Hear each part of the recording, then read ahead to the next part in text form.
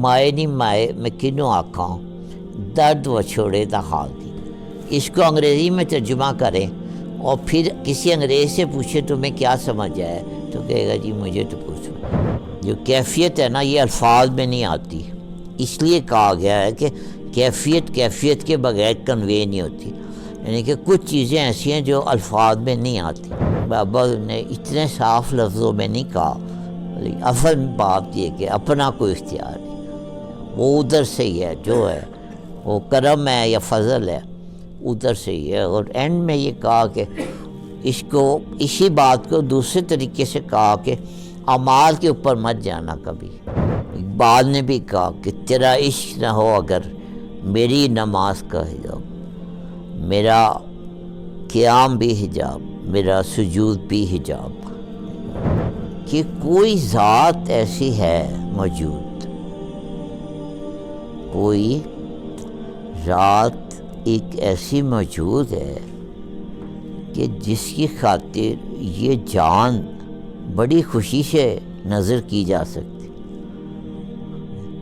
اللہ کے وجود پہ اس سے بڑی گواہی تو نہیں ہو سکتی۔ اور اگر کوئی مرشد مل جائے غلطی سے تو اس کے ساتھ بھی عقل مند نہیں بنا، اس کے سامنے بیوقوف بن جانا، ٹھیک ہے، اور اللہ کے سامنے بھی بیوقوف بن جانا، کبھی عقل نہیں استعمال کرنی وہاں پہ۔ تو یہ محفل ہے، اس میں بیٹھنے سے جو ہے نا ایمان تازہ ہوتا ہے۔ یہ تو عام محاورہ ہے جی، وہاں پہ ایمان تازہ ہو گیا، ٹھیک ہے نا۔ تو جہاں پہ ایمان تازہ ہونا ایسی جگہوں پہ نا پھر جانا چاہیے۔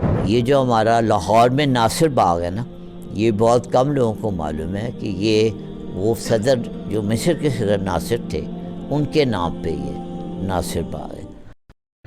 او گفتم کے مر گئے ناگہاں، گفتہ کے درد ہجر من، گفتم علاج زندگی، گفتم علاج زندگی، گفتہ کے دیدار منا۔ علی بھائی، آج کی حضور بابا حضور کی گفتگو میں ذکر کی بات ہوئی، تو ذکر جو ہے، ذکر کیا ہے کہ کیا مطلب اس میں بیٹھ کے بندہ تسبیح پہ ذکر کرے، یا کسی کی جو محبت ہے وہ ذکر ہی ہوتا ہے، یا ہم اس محفل میں بیٹھے ہوئے ہیں تو کیا یہ ذکر کی محفل ہے؟ تو اصل میں ذکر کیا ہوتا ہے، کیا کوئی یہ کرنے کا نام ہے یا کیا ہوتا ہے؟ صحیح ہے۔ یہ ترجمہ کرتے ہوئے نا یہ تھوڑی سی غلطی ہوئی ہے، کیونکہ کسی زبان کا دوسری زبان میں ترجمہ کیا جائے نا تو ایگزیکٹ مفہوم کبھی نہیں آتا، ٹھیک ہے۔ اب اگر ہم اردو میں بات کر رہے ہیں، اس بات کو اگر انگریزی میں اچھے سے اچھا ترجمہ بھی کر دیا جائے تو وہ جو ہم بات کر رہے ہیں وہ صحیح کنوے نہیں ہوگی، ٹھیک ہے نا۔ مثلاً میں اکثر مثال دیتا ہوں، پنجابی کا آسان سا شعر ہے، مائے نہیں مائے میں کنوں آکھاں درد و چھوڑے دا حال دی۔ اس کو انگریزی میں ترجمہ کریں اور پھر کسی انگریز سے پوچھے تمہیں کیا سمجھ آئے تو کہے گا جی مجھے تو پوچھو۔ اچھی سے اچھی انگریزی میں بھی ترجمہ کر لیں تو اس کو سمجھ لیا، ٹھیک ہے نا۔ تو ذکر کو ہم اردو میں جو ہے نا وہ ہم نے اس کا ترجمہ جو ہے نا تسبیح کرنا سمجھ لیا، حالانکہ ذکر کا اصل ترجمہ یاد ہے،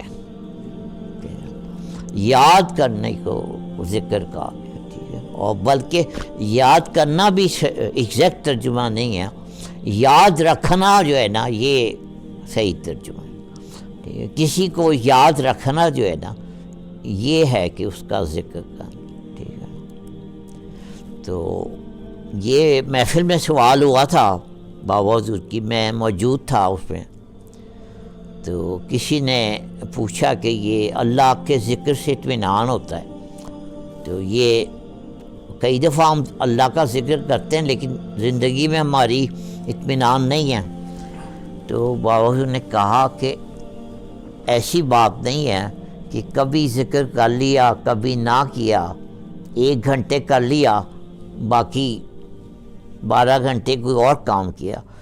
تو اللہ کے ذکر سے اطمینان اس وقت ہوتا ہے جب بندہ ہمہ حال ذکر میں رہتا ہے. تو ہمہ حال جب ذکر میں رہتے تب اطمینان ہوتا ہے. ٹھیک ہے. تو اسی کو آپ نے ایسے فرمایا کہ جو مسجد کے اندر حالت ہے وہی اگر تمہاری مسجد سے باہر حالت ہو تو پھر نماز قائم ہو جاتی. ٹھیک ہے. تو آپ دیکھیں مسجد سے باہر آ کے بندہ 1000 کام کر رہا ہوتا ہے. ٹھیک ہے نا, لیکن وہ ذکر اس کا وہ ذکر ہی کر رہا ہے کہ وہ اس کی یاد میں ہے. ٹھیک ہے نا. تو یاد میں رہنا جو ہے نا یہ ذکر کرنا ہے, چاہے بندہ کچھ بھی کام کرے. تو یاد میں علی بھائی یاد میں رہنا. جی. اب میں اپنی بات کرتا ہوں کہ اتنی زندگی میں بہت لوگ ملے جو یاد میں پھر نہیں بھی رہتے. جی لیکن میں نے یہ دیکھا ہے کہ بابا حضور کو جب سے میں ملا ہوں تو وہ میں یہ نہیں میں دعویٰ کرتا کہ میں انہیں یاد رکھتا ہوں. جی جی میں تو یہ کہتا ہوں کہ وہ مجھے بھولتے نہیں ہیں. صحیح ہے. تو کیا یہ اس میں کمال کس کا ہے؟ وہ ابھی آپ نے اگر غور سے سنی ہے سنگریزوں کی بات, آواز کلیئر نہیں تھی. کہتے ہیں جی سمندر کے کنارے سنگریزے ہوتے ہیں تو لہر آتی ہے تو وہ سنگریزوں میں ایک میوزک پیدا ہو جاتا ہے, آپس میں ٹکراتے ہیں نا تو ایک میوزک پیدا ہوتا ہے. پھر لہر واپس چلی جاتی ہے تو سب وہ پتھر کے پتھر ہی ہیں. سنگریزوں کی اپنی تو کوئی آواز نہیں ہے, وہ تو لہر ہے جو آ رہی ہے تو ایک خوبصورت میوزک پیدا ہوتا ہے اور وہ واپس چلی گئی تو وہ خاموش کے خاموش ہے. تو یہی ہے کہ سارا کمال جو ہے نا وہ اس لہر کا ہے, سنگریزوں کا کوئی کمال. ٹھیک ہے. تو یہ صحیح آپ نتیجے میں پہنچے ہیں کہ یہ کوئی اور یاد کر رہا ہوتا ہے تو پھر انسان یاد کرتا ہے. دفتروں میں آپ نے دیکھا ہوگا جب کسی جونیئر کو بلانا ہو تو اس کو آ کے پیغام پہ دیتا ہے ایک بندہ آ کے کہ بڑے صاحب آپ کو یاد کر رہے ہیں. ٹھیک ہے نا. تو پہلے بڑے صاحب یاد کرتے ہیں تو پھر یہ چھوٹا بندہ ادھر پہنچتا ہے. ٹھیک ہے نا. تو یہ بڑے صاحب جب یاد کرتے ہیں تو پھر چھوٹے صاحب کو یاد کرنا پڑتا ہے, مجبوری ہوتی ہے. وہ سمجھ جاتا ہے کہ جی اب مجھے بلایا گیا یہ. ٹھیک ہے نا. تو یہ سارا بڑے صاحب کے ہاتھ میں سارا کھیل ہوتا ہے. ٹھیک ہے. وہ کہتے ہیں جی وہ یاد کر. ٹھیک ہے جی. بابا حضور نے ایک شعر فارسی کا پڑھا تھا جس میں یہ کافر ناشدی, یعنی کہ اگر کافر ناشدی لذت ایمان چیہ داری, یعنی کہ تو کافر نہیں ہوا تو تجھے ایمان کی لذت کا کیا پتہ چلے گا. یعنی اس میں جو عرصہ جی کافر ہونے کا ہے, جی جی جی جو کافر ہونے کا عرصہ ہے, کیا وہ عرصہ بھی جو ہے وہ حق ہے کہ باطل ہے؟ وہ حق ہے. دیکھیں جو لوگ ایمان میں داخل ہوئے ان کا پچھلا دور بھی اس قدر اسلام میں داخل ہو گیا کہ آج کوئی بندہ یہ نہیں کہہ سکتا کہ عمر تلوار لے کے تو سرکار دو عالم کو قتل کرنے آ رہا تھا. کوئی کہہ سکتا ہے؟ جو کہے گا وہ کہے گا حضرت عمر فاروق, سیدنا حضرت عمر فاروق رضی اللہ تعالیٰ عنہ, ان پہ کروڑوں سلام ہو, وہ حضور کو قتل کرنے کی راہ سے تشریف لا رہے تھے. ٹھیک ہے. اس وقت تو جب تشریف لا رہے تھے اس وقت تو کلمہ نہیں پڑھا تھا. پھر وہ پرانا ماضی بھی جو ہے وہ بھی ایمان میں داخل ہو گیا. ٹھیک ہے نا. تو وہ کفر جو ہے پرانا کفر اس طریقے سے ایمان میں داخل ہو گیا کہ وہ جو کافر تھے ان کو بھی ہم رضی اللہ تعالیٰ عنہ کہے بغیر ان کا نام بھی نہیں لے سکتے, چاہے وہ اس نے 80 سال کی عمر میں کلمہ پڑھا ہو، یا چاہے اس نے اپنے آخری سانس پہ کلمہ پڑھا، ہم اس کو جو ہے نا رضی اللہ تعالیٰ عنہ کہنے پہ جو ہے نا ضروری ہو جاتا ہے۔ تو اس طرح جو ایمان میں داخل ہو جاتا ہے تو وہ اللہ جو ہے نا وہ اللہ ہماری طرح کی سوچ نہیں رکھتا، وہ پھر تو جیسے معاف کرنے کا، جیسے ہم یا کہتے ہیں جی وہ بندے نے 20 سال پہلے مجھے یہ کہا تھا تو وہ مجھے یاد ہے، میں بڑا میرا دل آج تک زخمی ہے، تو اللہ اس طرح نہیں سوچتا، ٹھیک ہے، وہ اللہ ہے، اس نے کہا ٹھیک ہے جی، میں نے جو مرضی 20 سال پہلے جو مرضی کیا آج یہ آ گیا میرے پاس۔ فرمایا کہ وہ بادشاہ کا بیٹا ہے، وہ سارا اپنا حصہ بھی لے گیا اور پھر وہ عیاشی میں ضائع بھی کر دیا، پھر واپس آ گیا، تو باپ نے اس کے استقبال کے لیے بڑی تیاریاں کی، تو وہ جو اچھا بیٹا تھا وہ جیلس ہو گیا، اس نے کہا جی سرکار میں تو آپ کے پاس رہا ہوں، میں آپ کی خدمت کرتا رہا ہوں، میں نے آپ سے حصہ بھی نہیں مانگا، یہ حصہ بھی لے گیا، آپ کو بھی چھوڑ گیا، ساری بادشاہی بھی اپنی ضائع کر دی، اب آ رہا ہے تو آپ اس کے لیے نا اتنی بڑا استقبال کی تیاری۔ تو بادشاہ نے کہا بات سن، وہ جہاں سے آ رہا ہے نا وہاں سے آنا مشکل ہے، کہ تیرے لیے نہیں ممکن ہے، یہ وہ وہاں سے آ رہا ہے، ٹھیک ہے، تو جو وہاں سے آ رہا ہوتا ہے نا پھر اس کو زیادہ پروٹوکول دیا جاتا۔ تو کچھ ایسے صحابی گزرے جو سرکار دو عالم صلی اللہ علیہ وسلم، ہمارے ماں باپ، آپ نے خواہش کی ہے کہ یا اللہ یہ ہمیں چاہیے، ٹھیک ہے نا، ہے نا وقت جی، ہاں جی غابن، تو کچھ لوگوں کی خواہش کی ہے کہ یا اللہ یہ بندہ چاہیے، ٹھیک ہے، تو پھر تو وہ پھر کتنا اس بندے کا کفر بھی بڑا قیمتی ہے، پھر نا وہاں سے جانا۔ اسی طرح بابا حضور نے ایک سنائی تھی، ایک واقعہ سنایا تھا کہ میں نا ایک محفل تھی کسی بہت بڑے بزرگ کی، اور یہ سچا واقعہ، تو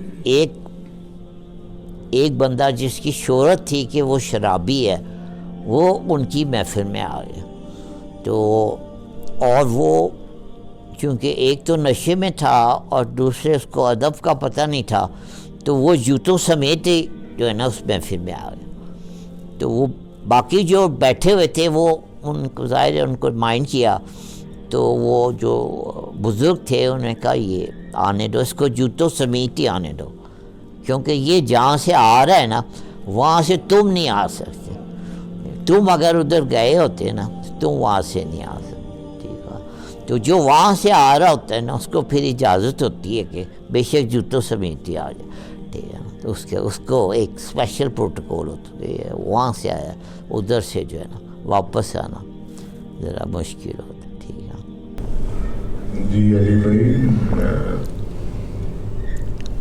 اسی محفل میں بابا حضور فرما رہے ہیں کہ جو ہماری کیفیات ہیں وہ دراصل تمہاری کیفیات ہیں، اور جب ہم پر کیفیت آتی ہے تو ہم تم ہو جاتے ہیں۔ جی جی کیفیت کیا ہوتی ہے کہ کون اس کے بیٹ ہے، اور ہم کیفیت کو برقرار کیسے رکھیں۔ ایک جگہ بابا حضور نے پھر فرمایا کہ کیفیت کے بغیر آپ کنوے نہیں کر سکتے۔ صحیح ہے، میں تو یہ سوال آ رہا ہے بار بار، وہ بھی یہ سوال تھا کہ ہم کیا کریں، تو بابا حضور نے کھلے لفظوں میں نہیں کہا، لیکن بات یہ تھی کہ تم نے کچھ نہیں کرنا،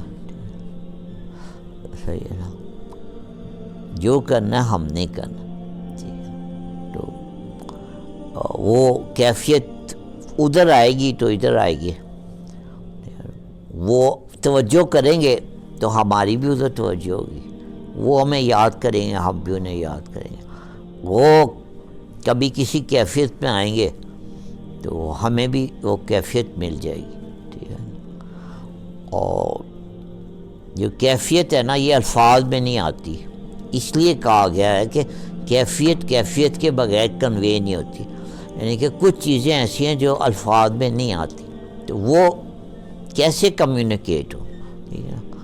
تو کیفیت جو ہے نا یہ الفاظ میں نہیں آتی، یہ آپ کسی کو بتا نہیں سکتے کہ میرے پہ یہ کہ ہاں یہ ہو سکتا ہے کہ اس پہ وہ کیفیت آ جائے تو وہ پھر الفاظ کی ضرورت ہی نہیں ہے، ٹھیک ہے نا؟ تو کیفیت جو ہے نا یہ کنوے یہ الفاظ میں نہیں آ سکتی، یہ کسی کے اوپر پیدا کی جا سکتی۔ میں یہ یاد ہے کہ میں نیا جب بابا حضور کے پاس حاضر ہوا تو میں قوالی سننے کا مجھے شوق ہو گیا، بڑا شوق ہو گیا۔ تو پہلے میں جو میرے گھر کا ماحول تھا وہاں پہ میوزک جو تھا وہ بینڈ تھا میوزک لگانا، لیکن جب میں بابا حضور کے پاس حاضر ہوا تو میں پھر قوالی کا مجھے بڑا شوق ہوا، بعد اتنا ہوا کہ بابا حضور نے پھر مجھے سٹاپ کیا کہ بس بہت ہو گیا اب نہیں۔ تو خیر وہ میں ایک قوالی کی محفل میں تھا، میرے ساتھ ایک تو کچھ لوگوں کو حال آ رہا تھا قوالی میں، تو میرے ساتھ ایک بندہ کھڑا ہوا تھا، اسے میں یہ کہا کہ علی بھائی یہ کیا ہو رہا ہے ان لوگوں کو؟ ابھی اس نے یہ کہا ہی تھا نا کہ خود اس کو حال چڑھ گیا۔ میں نے کہا یہ لو جی تیرا جواب آ گیا۔ اب جس کو حال نہیں چڑھا اس کو کیسے سمجھائے کہ حال کیا ہوتا ہے، ٹھیک ہے؟ اور جس کو چڑھ گیا ہے اس کا حال ہی نہیں رہ گیا کہ وہ کچھ بات کرے، ٹھیک ہے نا؟ تو یہ کیفیت ایسی چیز ہے کہ جس کو ہو گئی ہے۔ ایک اور شعر بابا حضور نے پڑھا ہے اگر آپ نے غور کیا، عشق وہ آتش ہے غالب، عشق وہ آتش ہے غالب جو لگائے نہ لگے اور بجھائے نہ بجھے۔ تو یہ نہ لگتی ہے نہ اور لگ جائے تو بجھتی نہیں ہے، اور نہ لگے تو لگائی نہیں جا سکتی، ہاں نہ لگائی جا سکتی ہے نہ بجھائی جا سکتی۔ تو یہ تو بابا نے اتنے صاف لفظوں میں نہیں کہا، لیکن اصل بات یہ کہ اپنا کوئی اختیار نہیں، وہ ادھر سے ہی ہے جو ہے، وہ کرم ہے یا فضل ہے ادھر سے ہی ہے۔ اور اینڈ میں یہ کہا کہ اسی بات کو دوسرے طریقے سے کہا کہ اعمال کے اوپر مت جانا کبھی، یہی ہے نا کہ اپنی کارگزاری کے اوپر کبھی نہ جانا تھا، اس کا فضل ہی مان، جو اعمال پہ گیا وہ پھر رہ گیا۔ یہ بھی ایک بات کہنے کا خوبصورت طریقہ ہے کہ اپنے آپ کو کوئی اختیار نہ سمجھنا کہ جی میں نے اگر کوئی کیا تو یہ اپنے اختیار سے کیا، یہ اس کے کرم سے کیا ہے، ٹھیک ہے، اس کے فضل سے کیا، ٹھیک ہے۔ تو اپنا اختیار جو ہے نا وہ تھوڑا سا ذرا اس سفر میں تھوڑا سا محدود کرنا پڑتا ہے، ٹھیک ہے، اس پہ چھوڑنا پڑتا ہے، ٹھیک ہے۔ تو عام جو بندہ وہ آج وہ ایک ہمارے پہلی دفعہ وہ آپ ابھی لاہور میں ہی تھے، کیا ہم آپ کا یا ڈائریکٹ آ رہے چکوال سے آ رہے ہیں؟ اچھا ٹھیک ہے۔ اب بندہ عام بس میں بھی بیٹھ جاتا ہے، جب بیٹھ جاتا ہے تو ڈرائیور جیسا بھی ہو چھوڑنا پڑتا ہے، مجبوری ہوتی ہے، ٹھیک ہے۔ تو ڈرائیور پہ لوگ چھوڑ دیتے ہیں سوری، اور اللہ پہ جب کہہ دیں چھوڑ دیا جائے تو اس سے ذرا پہ گھبرا جاتے کہ اللہ پہ کیسے چھوڑ، تو ڈرائیور پہ چھوڑ دیتے ہیں، پائلٹ پہ چھوڑ دیتے ہیں، آرام سے بیٹھ جاتے ہیں۔ بہت سے لوگ ہیں وہ میں نے دیکھا سوتے ہوئے آ رہے ہوتے ہیں، بس میں بھی، ریل میں بھی، ہوائی جہاز میں بھی، تو آرام سے سوتے ہوئے انہیں پتہ نہیں ہوتا پائلٹ جو ہے نا وہ۔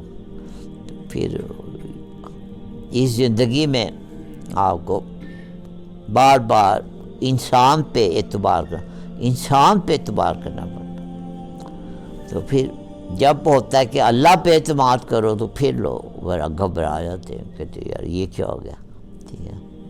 تو وہ تھوڑا سا نا ان پہ بھی اعتماد کرنا چاہیے، کہ اسی کو رحمت کہتے ہیں.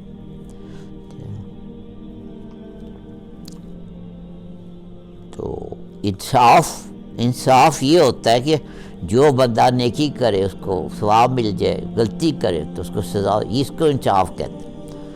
تو عدل یا انصاف اسے کہتے ہیں. تو اللہ کے گھر میں عدل اور انصاف نہیں ہوتا، وہاں پہ رحمت ہوتی، ٹھیک ہے. تو وہاں پہ تو رحمت پہ ہی نظر رکھنی چاہیے، اس سے کبھی یہ نہیں چیخیں مارنی چاہیے کہ انصاف انصاف انصاف.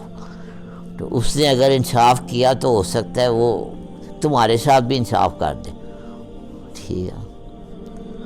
وہ بندہ یہ چیخیں مار رہا ہے نا، یا اللہ میرے سے انصاف انصاف، اگر ادھر سے انصاف ہو گیا تو ہو سکتا ہے تمہاری فائل میں بھی کوئی چیز نکل آئے، تمہارے ساتھ بھی انصاف ہو جائے، ٹھیک ہے نا. تو انصاف کبھی نہیں چیخ مارنی چاہیے، رحمت کے چیخ مارنی چاہیے، ٹھیک ہے. تو یہاں پہ غلطی ہو گئی ایک نا، وہ ایک سیاسی جماعت، ہمارا تو تعلق نہیں ہے لیکن ایک سیاسی جماعت کا نام رکھنا تھا تو انہوں نے یہاں پہ غلطی کر دی، ٹھیک ہے نا. چلیں آگے اور کوئی بات. جی علی بھائی، بابا حضور نے فرمایا کہ نماز پڑھنے کے دوران جب الفاظ شکل اختیار کر لیں جی تو نماز قائم ہو جاتی ہے. یہ کیفیت میں آئے گا، وہ شکل ہمیں کیسے نظر آئے گی؟ صحیح ہے. یہ بابا حضور کا شعر ہے کہ تیرے نقش پا کی تلاش تھی جو میں جھکا رہا نماز میں، ٹھیک ہے نا. اقبال نے بھی کہا کہ تیرا عشق نہ ہو اگر میری نماز کا حجاب، میرا قیام بھی حجاب، میرا سجود بھی حجاب. تو یہ عشق کی نماز جب ہوتی ہے تو جس کے عشق میں انسان نماز پڑھ رہا ہوتا ہے وہ پھر جب عشق کامل ہوتا ہے وہ پھر چہرہ آ جاتا ہے نماز میں، وہ چہرہ اس کو آ جاتا ہے. جیسے مولا علی سے لوگوں نے پوچھا کہ جی آپ اتنی عبادت کرتے کہ آپ نے اللہ کو دیکھا ہے، تو آپ نے جواب دیا کہ رانا صاحب کیا جواب دیا؟ میں نے کبھی سجدہ کیا، میں نے اس ذات کو کبھی سجدہ نہیں کیا جب تک میں نے اللہ کو دیکھا نہ ہو. جی انہوں نے الٹا سوال کر دیا کہ تیرا خیال ہے کہ میں اس کی بات کرتا ہوں جس کو میں نے دیکھا ہی نہیں. تو ٹھیک ہے، تو وہ یہ کہہ سکتے تھے، وہ ان کی نماز اس مقام پہ تھی، ٹھیک ہے نا، وہ دیکھ کے پڑھنے کو. یہ تو حدیث شریف ہے، دین محمد صاحب نہیں ہے، تو بڑی معروف حدیث مبارک ہے کہ نماز پڑھو تو ایسے جیسے تم اللہ کو دیکھ رہے ہو، اور اگر یہ نہیں تو کم از کم یہ ہے کہ اللہ تو تمہیں دیکھ رہا ہو. تو اس میں کوئی ایسی جی حضرت علی کے اس قول کے پس پشت یہ آیت بھی ہو سکتی ہے کہ تم جدھر بھی منہ کرو اللہ ہی کا چہرہ ہے. جی ہاں، جدھر ہی کرو اللہ کا چہرہ ہے، لیکن اللہ کا چہرہ دیکھنے کے لیے بھی اللہ کی آنکھ چاہیے. یہ بات جو ہے نا اس آیت کے ترجمے میں یہ بات جو ہے یہ درویش بتاتے ہیں کہ اس کا اللہ کا چہرہ تو ہر جگہ موجود ہے، لیکن اس کو دیکھنے کے لیے نا ہر آنکھ نہیں موجود ہے، ہر آنکھ وہ چہرہ نہیں دیکھ سکتی. اس کے لیے پھر مولا علی کی آنکھ ہی چاہیے کہ وہ اللہ کا چہرہ دیکھے. تو جیسے بابا حضور کی نعت شریف ہے جو دربار پہ لکھی ہوئی ہے، کیا شعر ہے اس پہ رانا صاحب؟ خدا آنکھ ہو، خدا آنکھ ہو، مصطفیٰ کے چہرہ، ہو مصطفیٰ آنکھ ہو، خدا چہرہ. مصطفیٰ آنکھ ہو خدا چہرہ ہو، مصطفیٰ آنکھ خدا چہرہ، ٹھیک ہے نا. اب خدا کے چہرے کی مصطفیٰ کی آنکھ چاہیے، اور مصطفیٰ کو چہرے کے لیے خدا کی آنکھ چاہیے. تو یہ ہر بندہ جو ہے نا، وہ حسن جو ہے ہر بندہ اس کی تاب ہی نہیں لا سکتا، ٹھیک ہے نا. وہ ایسا حسن نہ اللہ کے جلوے کی کوئی تاب لا سکتا ہے. سرکار دو عالم صلی اللہ علیہ وآلہ وسلم، ہمارے ماں باپ، ان کے علاوہ اللہ کے اس جلوے کی کوئی تاب نہیں لا.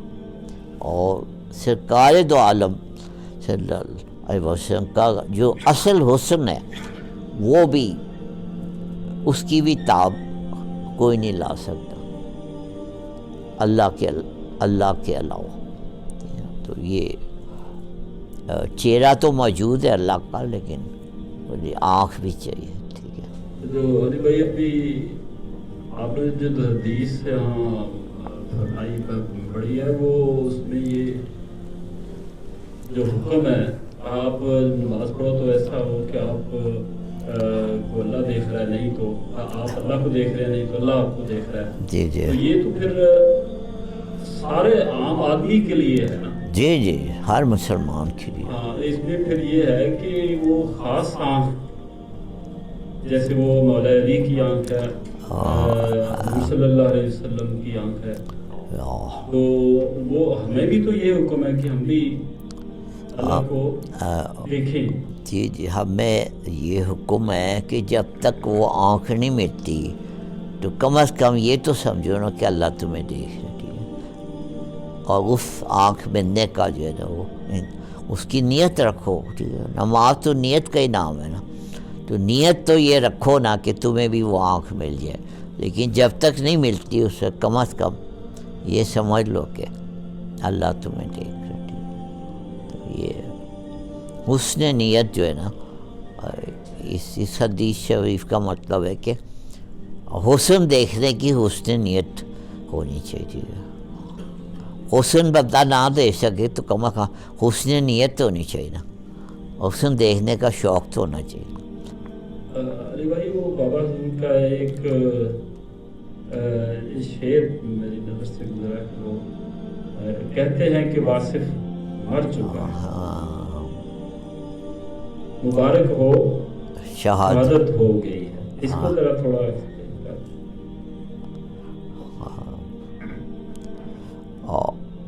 اور شہید جو ہوتا ہے نا، یہ شہادت جو ہے نا، یہ شہادت گواہی کو بھی کہتے ہیں نا، شہادت گواہی کو کہتے ہیں. اور عینی شاہد بھی ایک لفظ ہے. عینی شاہد وہ جس نے اپنی آنکھوں سے وہ واقعہ دیکھا، اسے عینی شاہد کہتے ہیں. ٹھیک ہے.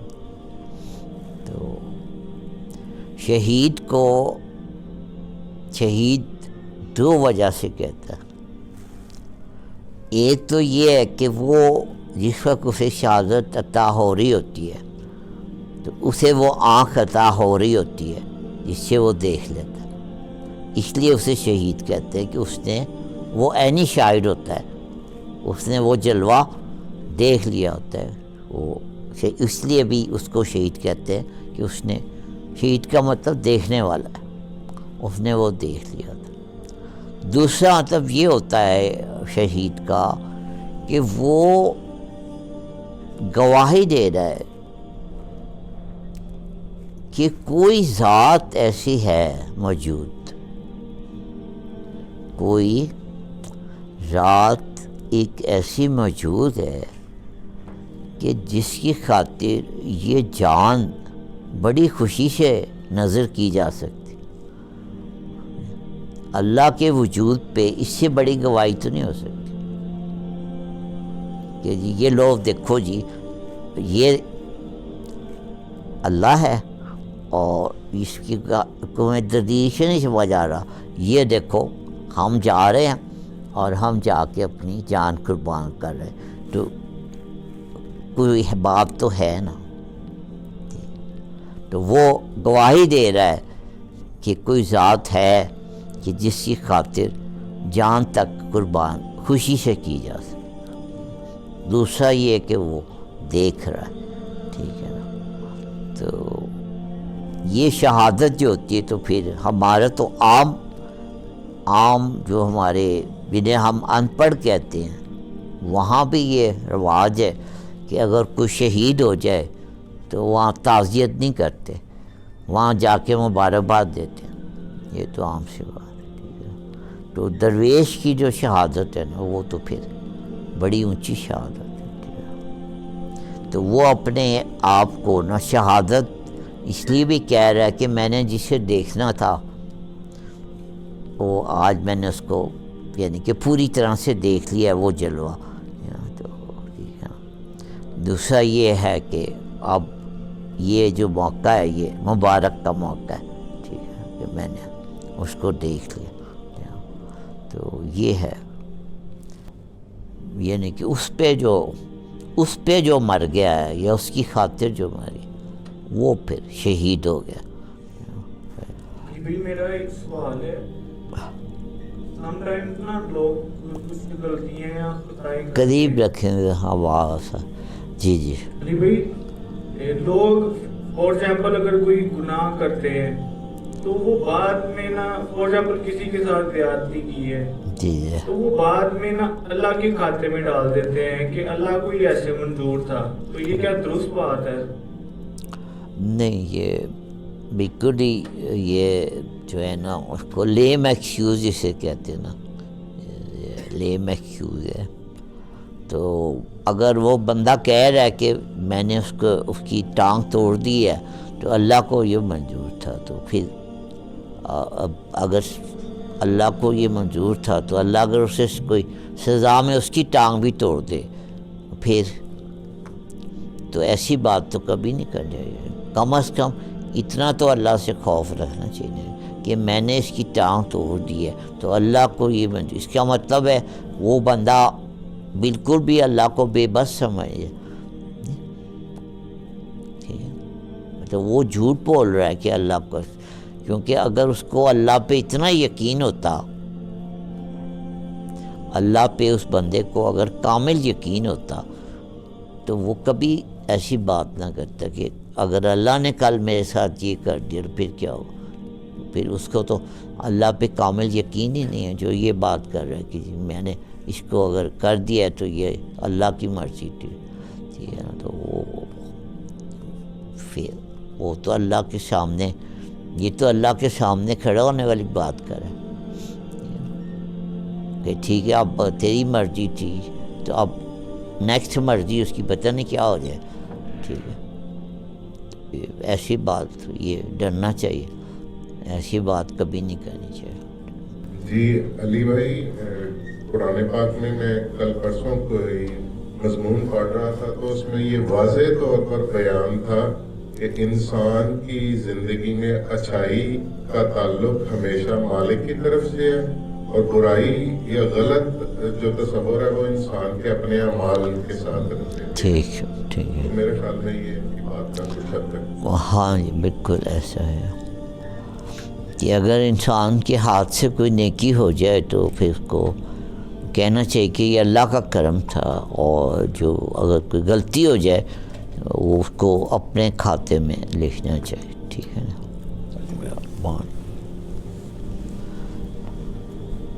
علی بھائی, ایسے سینیریو میں پھر کیا کرنا چاہیے؟ فار ایگزامپل اگر کوئی ایسا بندہ کلیم کر رہا ہے, اگر کوئی ایسا بندہ کلیم کر رہا ہے نا بیٹا, میں نے آپ کو بتایا کہ وہ اللہ کو چیلنج کر رہا ہے. تو جو بندہ اللہ کو چیلنج کر رہا ہے اس کے متعلق آپ کو پریشان ہونے کی کیا ضرورت. جو بندہ محمد علی قلعے کو چیلنج کر رہا ہے اس نے تو اپنا جبڑا توڑانا ہے, آپ کیوں پریشان ہوتے. ٹھیک ہے. صحیح ہے. تو صحیح ہے. تو ادب کا تقاضا یہ ہوتا ہے کہ بندہ جو ہے وہ نیکی کو ظلم سمجھے, اللہ کے سامنے اور غلطی کو میں ڈالے. ٹھیک ہے نا. غلطی آدم علیہ السلام سے بھی ہوئی تھی اور ابلیس سے بھی ہوئی تھی جیسے تو آدم علیہ السلام نے اس غلطی کو اپنے کھاتے میں ڈالا. غلطی ابلیس سے بھی ہوئی لیکن ابلیس نے اس غلطی کو اللہ کے کھاتے میں ڈال. کیوں رہا سے ایسے ہی نہیں کہا جی تو نے مجھے گمراہ کیا, تو اللہ کسی کو کیوں گمراہ کرا.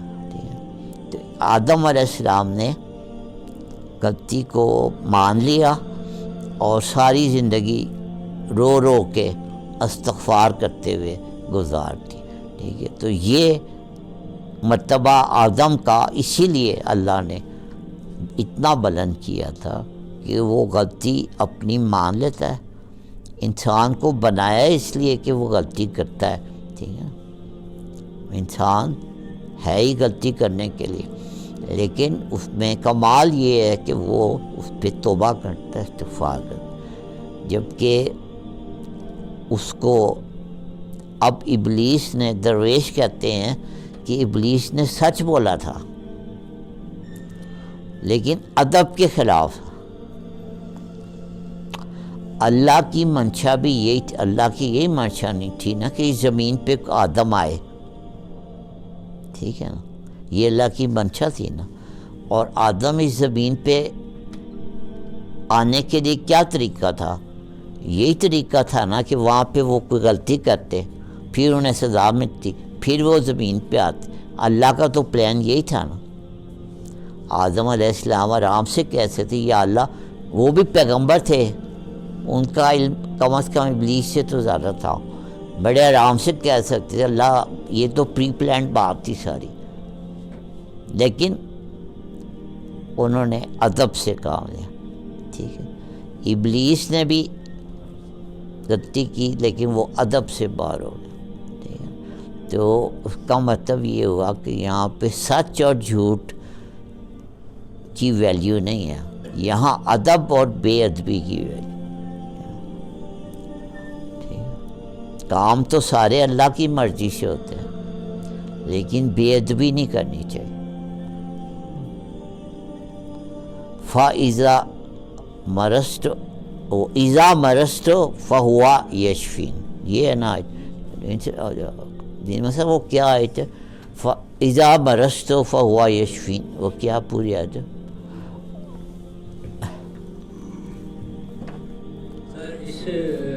جی اس کی وضاحت ایک دیگر جگہ پہ بھی ہوئی ہے قرآن پاک میں کہ مشرک کہتے ہیں کہ اگر اللہ کو منظور ہوتا تو ہم شرک نہ کرتے. جی جی صحیح ہے. ہاں وہ اللہ کے کھاتے میں جو ڈالے گا وہ غلطی کر جائے گا. ٹھیک ہے جی, وہ آیت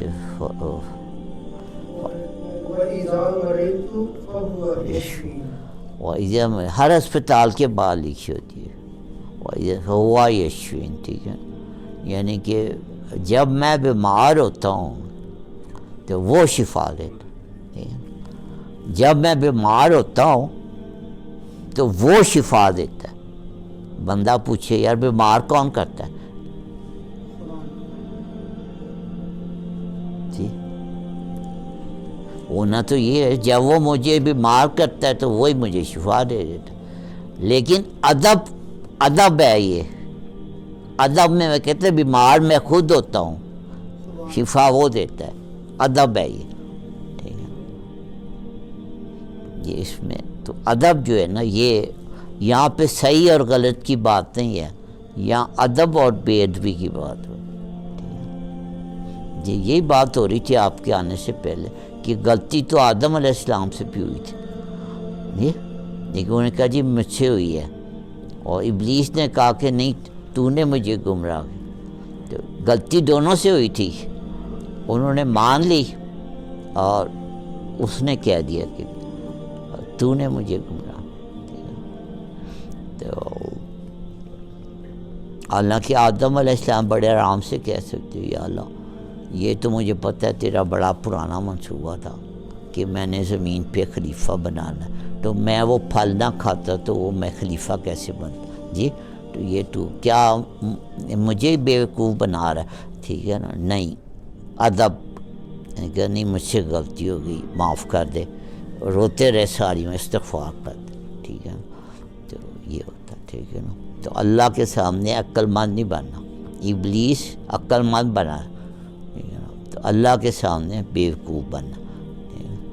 تو اسی سے چونکہ آپ ینگ ہیں تو آپ کو میں کہہ رہا ہوں کہ والدین کے سامنے کبھی عقل مند نہیں بننا، والدین کے سامنے بیوقوف بننا، ٹھیک ہے نا. سارا گر والدین کے سامنے بیوقوف بننے میں، ٹھیک ہے. اور اگر کوئی مرشد مل جائے غلطی سے تو اس کے ساتھ بھی عقل مند نہیں بننا، اس کے سامنے بیوقوف بن جانا، ٹھیک ہے. اور اللہ کے سامنے بھی بیوقوف بن جانا، کبھی عقل نہیں استعمال کرنی وہاں پہ، ٹھیک ہے. اگر تو نے کہا تو ٹھیک ہے، ٹھیک ہے. یہ حضرت واصف علی واصف سرکار کا جو جی میں نے سنا تھا ایک آڈیو میں کہ حضرت امام سجاد علیہ السلام کربلا سے نکلتے وقت انہوں نے حضرت محمد مصطفیٰ صلی اللہ علیہ وسلم پر ایک سلام بھیجا تھا، اس کی تھوڑی وضاحت فرما دیں. اور دیکھیں وضاحت تو کرتا ہوں، لیکن اللہ نے بھی قرآن پاک میں جب اپنے نبی کو مخاطب کیا تو کبھی نام لے کے نہیں مخاطب کیا. کیوں مولانا؟ ایسے القاب سے، ٹھیک ہے. تو ہمیں نا سرکار کا نام نہیں لیتے، ادب کا تقاضا. وہ بھی آپ نے وہ درد تاج سنا ہے تو اسے پڑھنے سے پہلے انہوں نے ایک شعر پڑھا، 1000 بار شویم، کیا ہے مولانا؟ 1000 بار بشویم دہن سے مشک و گلاب، ہنوز نام میں تو گفتن کمال بے ادب. مشک اور گلاب سے میں نے اپنا منہ دھویا ہے، لیکن پھر بھی آپ کا نام لینا جو ہے نا یہ بے ادبی کی انتہا ہے. تو سرکار کا ادب یہ ہے کہ سرکار کا نام نہیں لیتے، ٹھیک ہے. تو کوئی لقب استعمال کرتے، اور ٹھیک ہے صلی اللہ. تو آپ کا باقی سوال کیا تھا آپ کا؟ جی سوال یہی تھا کہ وہ جو انہوں نے سلام بھیجا تھا جی جی کبھی وہ فرما دیں کہ اور ٹھیک ہے. وہ فلاں میں موجود ہے وہ، اور عربی میں ہے وہ، اور ہمارے بہت سے کلام پڑھنے والوں نے اس کا ایک شعر جو ہے وہ اپنے کلام میں پڑھا بھی ہے. تو اس کے لیے پھر جو ہے وہ ضروری ہے کہ پہلے وہ فلام ہم سنیں، پھر اس کا ترجمہ کیا جائے، پھر اور اس کی تشریح کی جائے، ٹھیک ہے نا. تو اس کے لیے پھر آپ آئندہ کسی محفل میں آپ شروع میں بتا دیجیے گا تو وہ فلام ہم سن لیں گے، اور پھر اس پہ نا اس کے تو ایک ایک مصرے پہ نا پوری محفل ہونی چاہیے وہ فلام. اتنا وہ اس سے بڑی نعت کوئی نہیں ہے دنیا میں، اس سے بڑی نعت جو ہے کسی نے نہیں لکھی. اس سے بڑا سلام سرکار دو عالم کی بارگاہ میں کسی نے نہیں لکھا. وہ سب سے عظیم سلام.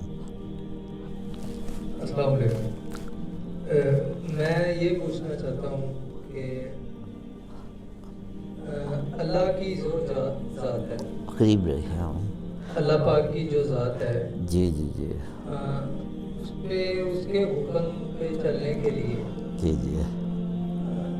جب تک آپ اپنی ذات کے اندر اسے محسوس نہیں کر لیتے جی تو آپ نہیں چل سکتے. صحیح ہے، کیفیات بدلتی رہتی ہیں صحیح ہے، بہت زیادہ، رات کو کچھ ہے، صبح کو کچھ ہے، صحیح ہے، لیکن اس کے عمل پہ، اس کے حکم پہ عمل کرنے کے لیے ایک مکمل کیفیت چاہیے. صحیح ہے. تو یہ کیسے ہو سکتی ہے؟ جی ابھی ہماری گفتگو جب شروع ہوئی ہے تو اسی موضوع پہ ساری گفتگو ہو رہی ہے. تو یعنی کہ جو کرنا، یعنی کہ اس کا کرم ہونا ہے تو وہ کیفیت آنی. تو انسان نے صرف اس کرم کا انتظار کرنا ہے، اس کرم پہ یقین رکھنا ہے، اس کے رحمت پہ یقین رکھنا ہے اور رحمت کا انتظار کرنا.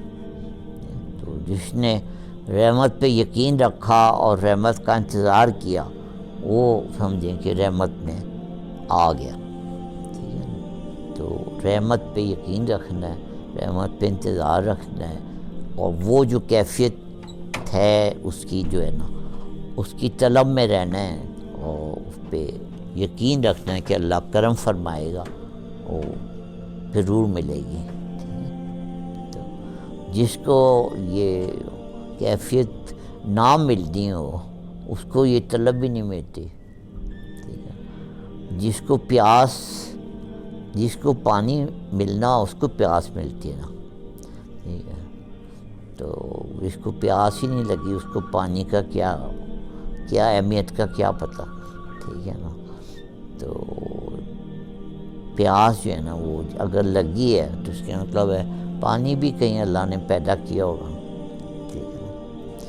اللہ نے اگر ناک بنائی ہے انسان کی تو لازمی ہے کہ خوشبو بھی بنائی ہوگی، ٹھیک ہے۔ یہ نہیں ہو سکتا کہ وہ ناک تو بنا دے خوشبو نہ بنے، یا خوشبو بنا دے اور ناک نہ بنے، یہ اتنا تو وہ جو ہے برا پلانر نہیں ہے۔ تو اگر کان بنائے ہیں اور پھر اس نے گیت بھی بنائے ہوں گے، اور گیت بنائے ہیں تو پھر کام بھی لازمی بنایا ہوں، ٹھیک ہے نا۔ تو جس کو طلب دی ہے اس کے لیے پھر کوئی منزل بھی بنائی ہوگی، اور اگر کوئی منزل بنائی ہے تو پھر اس کے طالب بھی بنائے ہوں گے۔ شمع بنائی ہے تو پروانے ہی بنائے ہوں گے، پروانے بنائے شمع بھی بنائی، تو ہر چیز جو ہے نا اس نے ایک بیلنس میں بنائی، تو یہ نہیں ہو سکتا کہ اس نے آنکھ بنائی ہو اور چہرے نہ بنایا، اور چہرے بنائے اور آنکھیں نہ بنانے بھول گیا، تو ٹھیک ہے نا۔ تو یہ کھیل ہے اس کا، تو اس نے تقریباً ایک جیسی مقدار میں چیزیں بنائی ہیں، تقریباً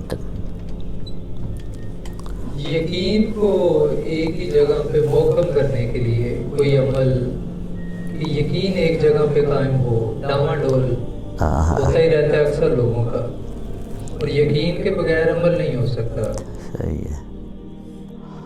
یقین قائم رکھنے کے لیے ضروری ہے کہ آپ ایسے جگہوں پہ حاضری رکھیں جہاں پہ آپ کو جا کے محسوس ہو کہ یہاں میری یقین جو ہے آ کے مضبوط ہوتا ہے، ٹھیک ہے نا۔ وہ انسان کو ایک کیفیت مل جاتی ہے، وہ کیفیت اس کو بتا دیتی ہے کہ میں یہ جگہ ہے یہاں پہ جا کے یقین ہے ملتا ہے، یہ جگہ یہاں جا کے تو یقین کمزور ہو جاتا ہے۔ تو یہ محفل ہے، اس میں بیٹھنے سے جو ہے نا ایمان تازہ ہوتا ہے۔ یہ تو عام محاورہ ہے جی، وہاں پہ ایمان تازہ ہو گیا، ٹھیک ہے نا۔ تو جہاں پہ ایمان تازہ ہونا ایسی جگہوں پہ نا پھر جانا چاہیے یقین کے لیے، کہ ایمان اپنا تازہ کرتے رہنا چاہیے، ٹھیک ہے۔ تو جیسے وضو کو کہتے ہیں جی، وضو تو ہوتا ہے لیکن پھر کہتے ہیں چلو تازہ بھی کر لیتے ہیں، ٹھیک ہے نا۔ تو یہ وضو جو ہے نا یہ تازہ کرتے رہنا چاہیے، ٹھیک ہے جی۔ ہاں جی بولیے۔ علی بھائی، ہمیں ہر روز بڑی قسم کے نا خیالات آتے رہتے ہیں، جی جیسے سرکار نے فرمایا کہ ہم خیال بیچنے والے ہیں، وہ بات تو ٹھیک ہے۔ کچھ خیالات جو ہوتے ہیں نا وہ بڑی پریشان کن ہوتے ہیں، وہ بھی کسی بیچنے والے کی طرف سے ہوتے ہیں یا وہ شیطان کا کوئی اس میں مطلب ہوتا ہے، یا ہمارے دین کا بھی مطلب ہوتا ہے۔ تو خیالات بہت ہی پریشان کن ہوتے ہیں کہ مطلب آتا ہے تو مطلب سوچ کے کہتا ہے کہ میں تو ایسا نہیں سوچ رہا، یا میرا تو ایسا گمان نہیں ہے۔ ٹھیک بیٹا، ابھی یہی بات ہو رہی ہے کہ جو غلطی ہو اس کو اپنی غلطی کہنا ہے۔ اگر خیالات میں کوئی پریشانی آ رہی ہے تو اس کو کہنا ہے کہ یہ میری غلطی سے آ رہی ہے، اور اگر کوئی اچھا خیال آ رہا ہے کہنا ہے کہ یہ ادھر سے آ رہا ہے، یہ بات ہو۔ تو وہ تو بابا حضور کا مشہور فکر ہے، دربار شریف کے بعد بھی لکھا ہو کہ پریشانی جو ہوتی ہے حالات سے نہیں ہوتی، خیالات سے ہوتی ہے، ٹھیک ہے؟ تو حالات کو انسان نہیں بدل، ہر بندے کے ارد گرد جو حالات ہیں نا اللہ نے بنائے ہیں، کوئی بندہ ان حالات کو نہیں بدل سکتا اپنے، کوئی بھی انسان، دنیا کا کوئی بھی انسان اللہ نے اس کے جو حالات بنائے ہیں وہ بدل نہیں سکتا خود اپنی، صرف یہ ہے کہ وہ اپنی حالت بدل سکتے ہیں، اپنے آپ کو بدل سکتے ہیں، تو اپنے خیالات کو بدل سکتے ہیں۔ حضرت یونس علیہ السلام کا جو مچھلی کے پیٹ میں جانا تھا، جی یہ کیا وجہ تھی اس کی؟ بہ کہ قرآن میں تو جو واقعہ بیان تو ہوا ہے، لیکن اس کا یہ وجہ بیان نہیں ہوئی کہ کس وجہ سے وہ میں حال ہے جہاں تک میرا ناقص علم ہے، وہ پورا واقعہ جو ہے قرآن پاک میں جو بیان ہوا ہے وہ اس میں وجہ بھی بیان کی گئی ہے، کیوں جی میں سب ہاں میں اس کو آپ دوبارہ سے نا وہ اس کا جو ہے سیاق و سباق جسے کہتے ہیں نا، کون سی صورت ہے یہ؟ سر متعدد مقامات پر ہے نا۔ اچھا مختلف مقام، ہاں یہ تو سورہ یونس شریف میں بھی ہے، اچھا آپ کے نام پر ہی صورت مبارک ہے 11ویں سپارے میں، اور اس کے بعد پھر سورہ صافات میں 23ویں سپارے میں متعدد مقامات ہاں مل جاتی ہے۔ آپ نے یہ تمام مقامات جو ہے نا قرآن پاک میں، وہ آج کل تو سرچ آپ کریں گے نا کہ یونس علیہ السلام کا ذکر کہاں کہاں آیا قرآن پاک میں، تو وہ تمام آیات اکٹھی ہو کے آپ کو مل جائیں گی ایک جگہ پہ، تو وہ تمام آیات دیکھیے اس میں نا وہ اس پہ وہ بیان ہوا ہے، ذکر بیان ہوا، ٹھیک ہے۔ علی بھائی آپ کی ایبسنس میں اب نماز پہ گئے ہوئے تھے، تو یہ صاحب نے یہاں پہ تلاوت کلام پاک کرنے پہ بھی، تو مجھے عربی نہیں آتی، ہاں ہاں ہاں مجھے کوئی سمجھ نہیں آتی، اور مجھے یہ بھی نہیں پتا کہ انہوں نے کون سی صورت کی تلاوت فرمائی، اچھا لیکن اس میں وہ اتنا وہ محبت تھی کہ میری وہ کیفیت بدل دی۔ صحیح ہے۔ تو یہ کیا پڑھنے والے کا یہ کمال ہے، اس کے اندر یہ ہے ایک کلام میں، اب یہ کلام اور لوگ بھی تو پڑھتے ہیں، سب کے پڑھنے سے تو ایسی کیفیت نہیں ملتی۔ صحیح ہے۔ یہ اس پہ ذرا پلیز تھوڑی سی بات کر دیں کہ بالکل آج کی محفل میں جو بالکل میں اپنی بات کر رہا ہوں کہ میری کیفیت جو اثر ہوا صحیح ہے، وہ انہوں نے جب وہ کلام پاک کی تلاوت فرمائی تو ٹھیک ہے۔ اور جناب میں جو دیکھیں قاری عبد الباسط مصر سے ان کا تعلق، تو یہ واقعہ میں نے پہلے بھی شاید سنا، تو مجھے ان کے قاری عبد الباسط کے صاحبزادے پاکستان تشریف لائے تھے، تو اور ان کے اعزاز میں پاکستان کے جتنے بڑے قاری تھے وہ وہاں پہ تھے، ایوان نوائے وقت کے جو ہال ہے وہاں پہ، تو مجھے بھی شرف حاصل ہوا ان کی تلاوت سننے کا، ان کے صاحبزادے ہی تو، اور وہی جو تھا باپ کا ورثہ ان کو صحیح معنوں میں ملا تھا۔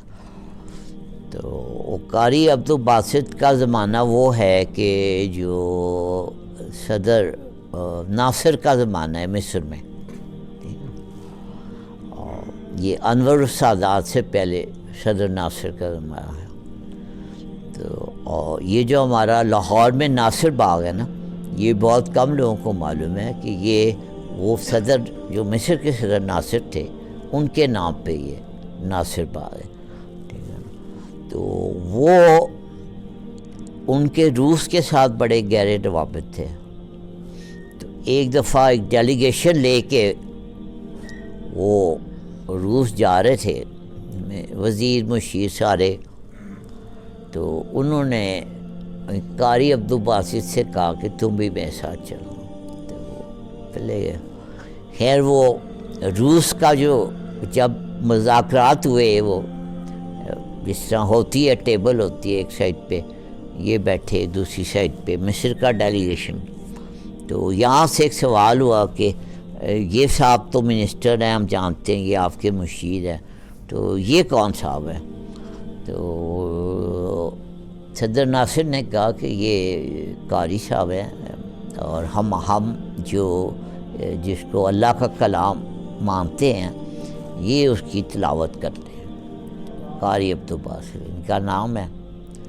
تو اب روس آپ جانتے ہیں وہاں پہ لا مذہب ہیں، ایتھیسٹ ہیں وہ لوگ، ٹھیک ہے، کوئی مذہب نہیں ہے، بلکہ مذہب کے اوپر وہاں اتنی سختی ہے کہ وہ مذہب کی تبلیغ کرنے پہ بھی سزا ہے، کوئی مذہب نہیں ہے، کرسچینٹی بھی نہیں ہے، اسلام بھی نہیں، تو نہ کسی کتاب کو مانتے ہیں، نہ کسی مذہب کو مانتے ہیں، نہ اللہ پہ ہی رکھتے ہیں۔ تو بہرحال وہ اب چونکہ صدر ناصر مہمان تھے تو ان کا دل رکھنے کے لیے، تو شاید یا ان کے تجسس کی وجہ سے وہ جو روسی تھے سارے وزیر، مشیر، صدر، انہوں نے کہا کہ اچھا ہمیں کچھ سنائیں بھی پھر۔ تو صدر ناصر نے قاری عبدالباسط سے کہا کہ کچھ آپ پڑھیں، تو انہوں نے تلاوت جب شروع کی تو تھوڑے دیر کے بعد لوگ بتاتے ہیں کہ روس کے سارا ڈیلیگیشن رو رہا تھا آنسوں کے ساتھ، نہ ان کو عربی آتی تھی، نہ ان کو قرآن کا کوئی پتہ تھا، نہ ان کو دین کا پتہ تھا، سارے رو رہے۔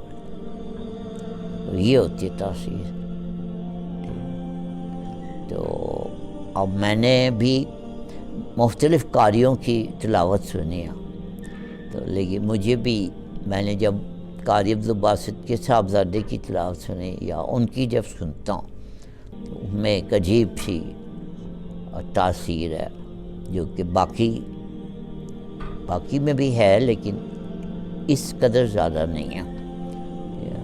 تو آپ کسی بڑے گویے سے بھی انٹرویو کر کے دیکھ لیں تو وہ آپ کو بتائے گا کہ میں صبح اٹھ کے 4 گھنٹے ریاض کرتا ہوں، اور میرا باپ یہ تھا، اور دادا یہ تھا، اور پردادا یہ تھا، اور چچا یہ تھا، اور یہ اتنے راگ مجھے آتے ہیں، اور انٹرویو کے اینڈ میں کہے گا، لیکن جب میں پڑھتا ہوں نا تو وہ جو میرے اندر ایک تاثیر آتی ہے نا وہ کہیں اور سے آتی ہے۔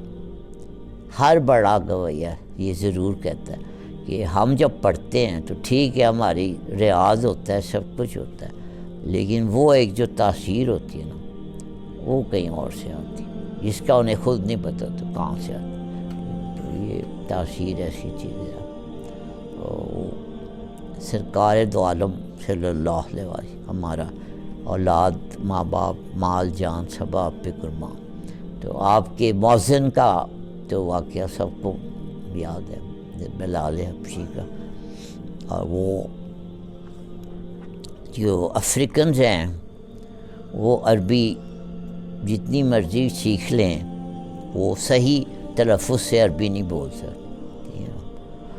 جیسے انگریز کوئی جتنی مرضی اردو سیکھ لے تو وہ جب بولے گا تو پھر پتہ چل جائے گا کہ یہ انگریز ہے، اردو بول رہا ہے، ٹھیک ہے، یا اردو بولنے کی کوشش کر رہا ہے، تو اسے گلابی اردو کہتے ہیں۔ وہ ایون کوئی پشتون بھی اگر اردو بول رہا ہو تو پتہ چل جاتا ہے کہ،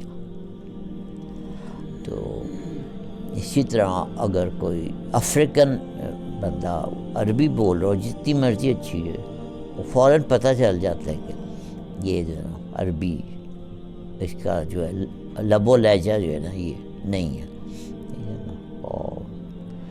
اور بلکہ جو شین کی آواز ہے نا وہ افریقن لینگویج میں شین کی آواز نہیں ہے، اور سین کی آواز ہے، ٹھیک ہے نا۔ تو اس حد تک فرق ہے، ٹھیک ہے نا۔ تو وہ پھر لیکن وہ اسی لب و لہجے کے ساتھ جو اذان تھی اس کی تاثیر جو ہے وہ اس پہ، مطلب کچھ کہنے کی ضرورت ہی نہیں ہے، وہ تو کچھ عرب صحابہ کرام ہی تھے وہ، تو انہوں نے جا کے عرض کی کہ یہ بات ہے، تو سرکار ہمیں بھی موقع دیں. یہ تو کوئی ایسی اس میں کوئی ناگوار بات نہیں ہے کہ کوئی کہہ دے کہ جی اذان آج مجھے ہمیں دینے دیں، کہ جی اذان ہمیں دے دو، ٹھیک ہے جی. تو ان کو میں پھر باقی واقعہ تو سب کو معلوم ہی ہے، ٹھیک ہے نا. تو یہ جو ہے نا تاثیر ایک چیز ہوتی ہے، اور یہ ہر ایک کو نہیں عطا ہوتی، یہ کہیں اور سے آتی تھی. اگر آپ نے کلام سنا ہے کبھی پٹھان خان کا، تو پٹھان خان نے کہیں سے موسیقی کی تعلیم نہیں حاصل کی، نہ وہ کسی گویے کا شاگرد تھا. لیکن اگر آپ نے سنا ہے تو پھر وہ بیان میں نہیں آ سکتا اس کی جی. وہ کلام ایسا لگتا ہے کہ جس نے وہ کلام لکھا ہے اس نے، وہ ابھی بات ہو رہی تھی کہ جس نے ناک بنائی ہے اس نے خوشبو لازمی بنائی ہوتی، تو یہ نہیں ہو سکتا کہ وہ ناک بنائے اور خوشبو نہ بنائے. تو جس نے وہ کلام لکھے ہیں پٹھان خان نے جو پڑھے ہیں، تو جن لوگوں نے وہ کلام لکھے ہیں انہوں نے کلام پڑھنے کے لیے بھی نا ایک بندہ بنایا، ٹھیک ہے نا، وہ گلا بنایا، ٹھیک ہے نا.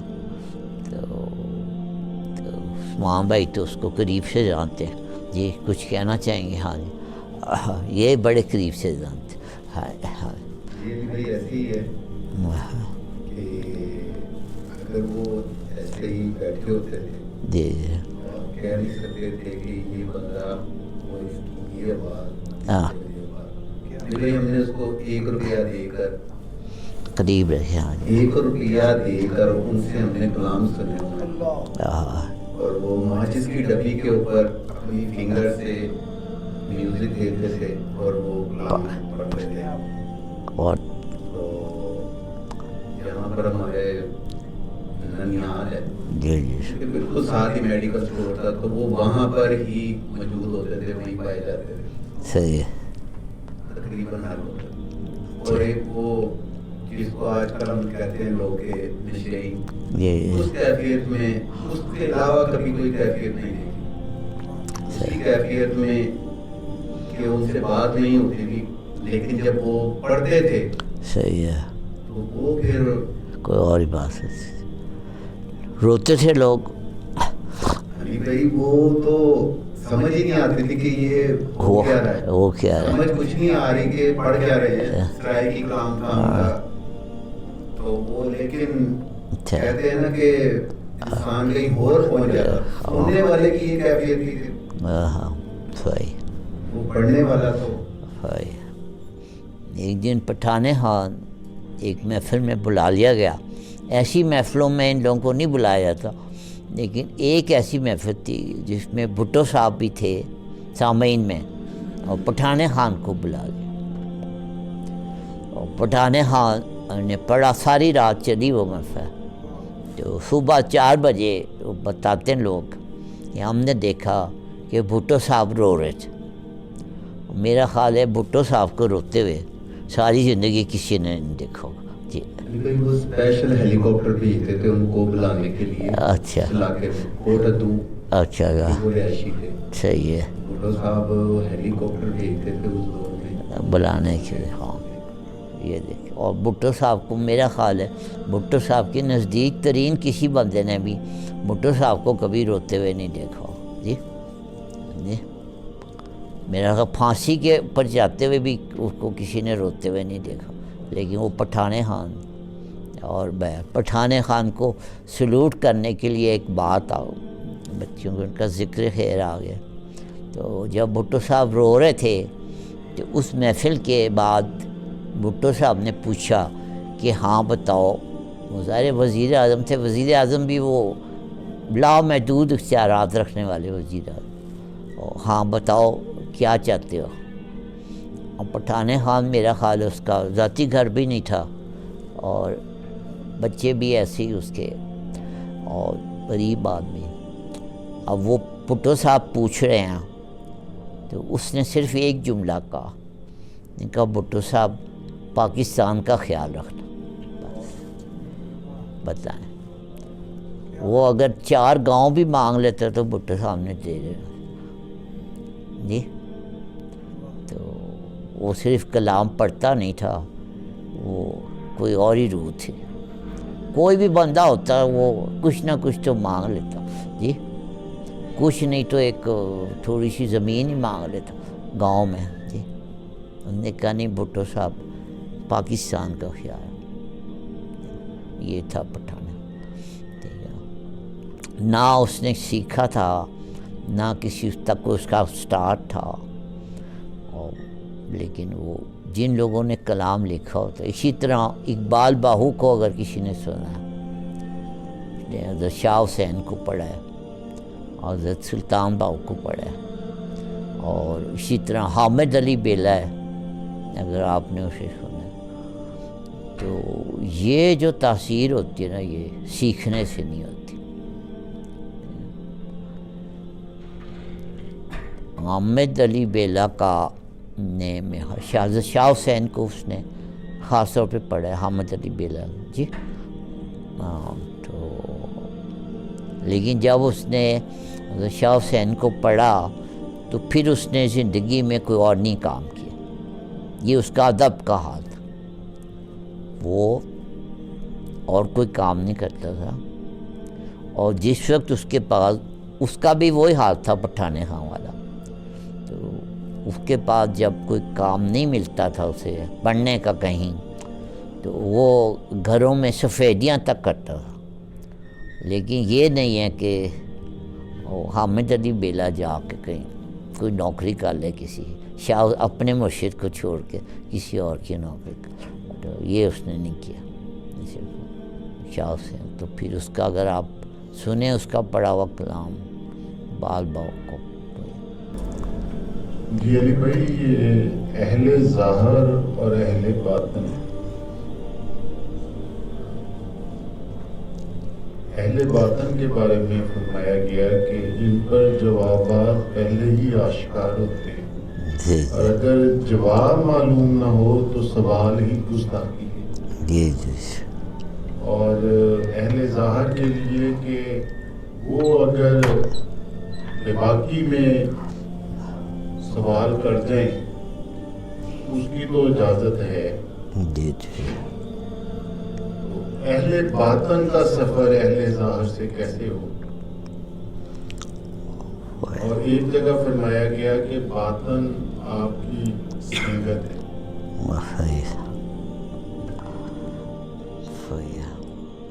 تو میں کافی آپ نے کی اسٹیٹمنٹ یہ بن گئی ہیں 3-4، اس میں سے اسپیسیفک سوال یہ ہے اگر جواب معلوم نہ ہو، صحیح، یہ مین چیز اس کو ایکسپلین کر دو۔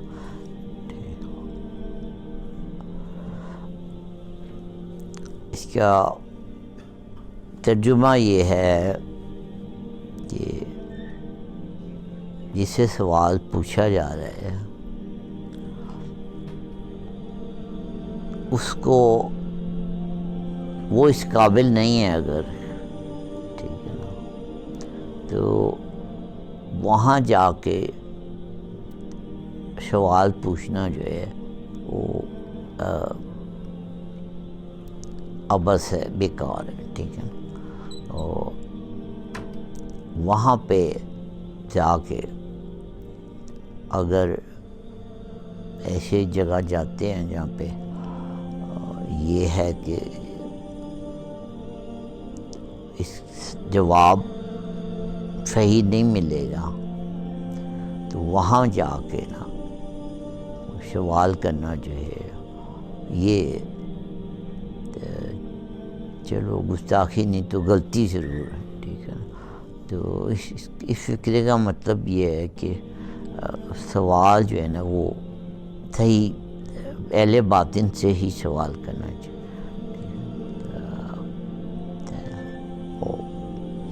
مزید آسان کر کے یہ ہے کہ سوال کرنا ہی ہے تو کسی سخی سے کرنا چاہیے، تو جو کنجوس ہے اسے تو سوال کر کے شرمندہ ہی ہونا، تو سخی سے سوال کرنا چاہیے۔ اس کے مطلب جواب معلوم نہ ہو کا مطلب ہے کہ جو آپ کے سامنے اہل باطن جس کو ہم سمجھ رہے ہیں اس کو اگر جواب معلوم نہیں پھر وہاں پہ جا شور بچانے کا کوئی فائدہ ہی نہیں ہے۔ کم از کم سوال کرنے کو یہ معلوم ہونا چاہیے، یہ اس کے پاس جو ہے نا جواب معلوم ہونے کی کوئی توقع ہو سکتی ہے اس بندے کی۔ یہاں تک ہے حدیث مبارکہ، بابا حضور نے بیان فرمایا کہ اگر مانگنا پڑ جائے کبھی تو قرضہ یا ویسے کچھ تو کسی خوبصورت آدمی سے مانگ، یہ باقاعدہ حدیث شریف کہ اگر قرضہ مانگنا پڑ جائے تو خوبصورت انسان سے مانگ، کیونکہ وہ اور اس کی تشریح یہ ہے کہ وہ اگر انکار بھی کرے گا تو بڑے خوبصورت انداز میں کرے گا۔ چلو سوال تو کر لیا، سوال پورا نہیں ہوا تو کم از کم سوال کرنے کے بہانے ایک خوبصورت چہرہ تو دیکھ لیا نا۔ تو سوال جو ہے نا ایسے بندے سے کیا جائے کہ جس سے امید ہو کہ اس کو یہ کچھ جواب جو ہے نا یہ غلط نہیں دے گا، ٹھیک ہے۔ بہت سی میٹنگ ایسی ہوتی ہیں جس میں جو شرکاء ہیں ان کو سوال لکھ کے دے دیا جاتا ہے، اور جو جواب دینے والا ہے اس کو بھی جواب لکھ کے دے دیا۔ وہاں پہ اگر کوئی سوال کرنے سے ہٹ کے کوئی سوال کر لے وہ بڑی گستاخی تصور کی جائے، ٹھیک ہے، کہ یہ تجھے جو لکھ کے دیے تھے اس سے باہر تو کیوں نکل گیا، ٹھیک ہے نا۔ تو وہاں پہ پھر جو لکھ کے دیے جاتے ہیں وہی کرنے چاہیے، ٹھیک ہے نا۔ اور جو اس کو جواب معلوم ہے، جو اس کو جواب لکھ کے دیے گئے ہیں اس کے علاوہ وہ کوئی بات کر لے تو وہ بھی گستاخی سمجھی جائے، ٹھیک ہے نا۔ تو وہ جواب بھی سب کو معلوم ہوتے ہیں اور سوال بھی پہلے سے معلوم ہوتے ہیں، ٹھیک ہے۔ تو یہ مجھے کچھ لوگوں نے مشورہ دیا شروع میں نا کہ یہ جو محفل ہوتی ہے نا اس میں آپ پہلا ایک ٹاپک رکھ لیا کریں کہ سوال بنا لیا کریں اور وہ پھر شرکاء کو دے دیا کریں، تو پھر یہ میں نے کہا یار یہ ان کی محفل تو نہیں ہے، لیکن یہ جس کے نام کی محفل ہے یہ پھر اس کی شان میں نا یہ گستاخی ہو جائے گی کہ جو نا ہم یہ کام کریں، ٹھیک ہے نا۔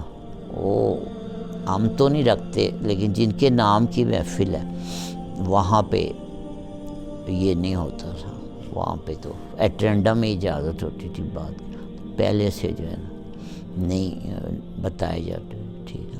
تو آپ نے دیکھا ہوگا کہ جو بندہ سڑک کے اوپر چابیاں بناتا ہے نا، ڈپلیکیٹ چابی بنا کام کرتا ہے وہ چابی بنانے، لیکن اس کے بورڈ پہ لکھا ہوتا ہے لاک میکر، بناتا ہے وہ چابی لکھا ہوتا ہے لاک میکر۔ یہ کیا بات ہوئی؟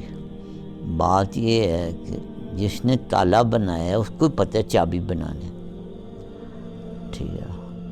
جس نے تالا بنایا ہے اگر چائنا سے تالا آ رہا ہے ساتھ 3 چابیاں بھی آ رہی ہیں تو جس نے تالا بنایا ہے اس کو پتہ ہے صحیح چابی کیا ہوگی، ٹھیک ہے نا۔ تو جو تالا بنانے والی کمپنی اور چابی بنانے والی وہ ایک ہی ہوتی، ٹھیک ہے نا۔ اور تو جہاں سے تالے بنتے وہاں سے چابی بنتی، ٹھیک ہے نا۔ اور کوئی تالا چابی گم ہو جائے کسی تالے کی پھر اس کو گھر بلانا پڑتا ہے، اس کی پھر فیس اور زیادہ ہوتی ہے، میں گھر جا کے چابی بنا کے، تو وہ پھر یہ باقاعدہ یہ ہے۔ تو یہ رحمت اللہ بھائی کے سوال ہے، کسی کو مرعوب کرنے کی تمنا سے کیا مراد ہے اور اس سے کیسے بچا جائے؟ ہاں جی، مرعوب کرنے کی جو تمنا ہے اس سے مراد ہے کہ لوگوں سے عزت حاصل کرنے کی، لوگوں کے درمیان معزز ہونے کی کوشش کریں. اپنے جیسے انسانوں سے یہ توقع رکھنا کہ وہ میری عزت کریں، یہ جو ہے نا یہ بڑی بری خواہش ہے. تو کیوں آپ کی عزت کریں لوگ؟ سب لوگوں کی اپنی اپنی عزت ہے. آپ تو یہ ایک حدیث مبارکہ بھی دین محمد صاحب آئیں گے ان سے کنفرم کہ جو بندہ کسی دوستی کو دیکھنا چاہتا ہے وہ ایسے بندے کو دیکھ لے جو خود بیٹھا ہو اور اس کے سامنے کچھ لوگ کھڑے ہوں. یہ منظر آپ نے دیکھا کبھی شاہ صاحب؟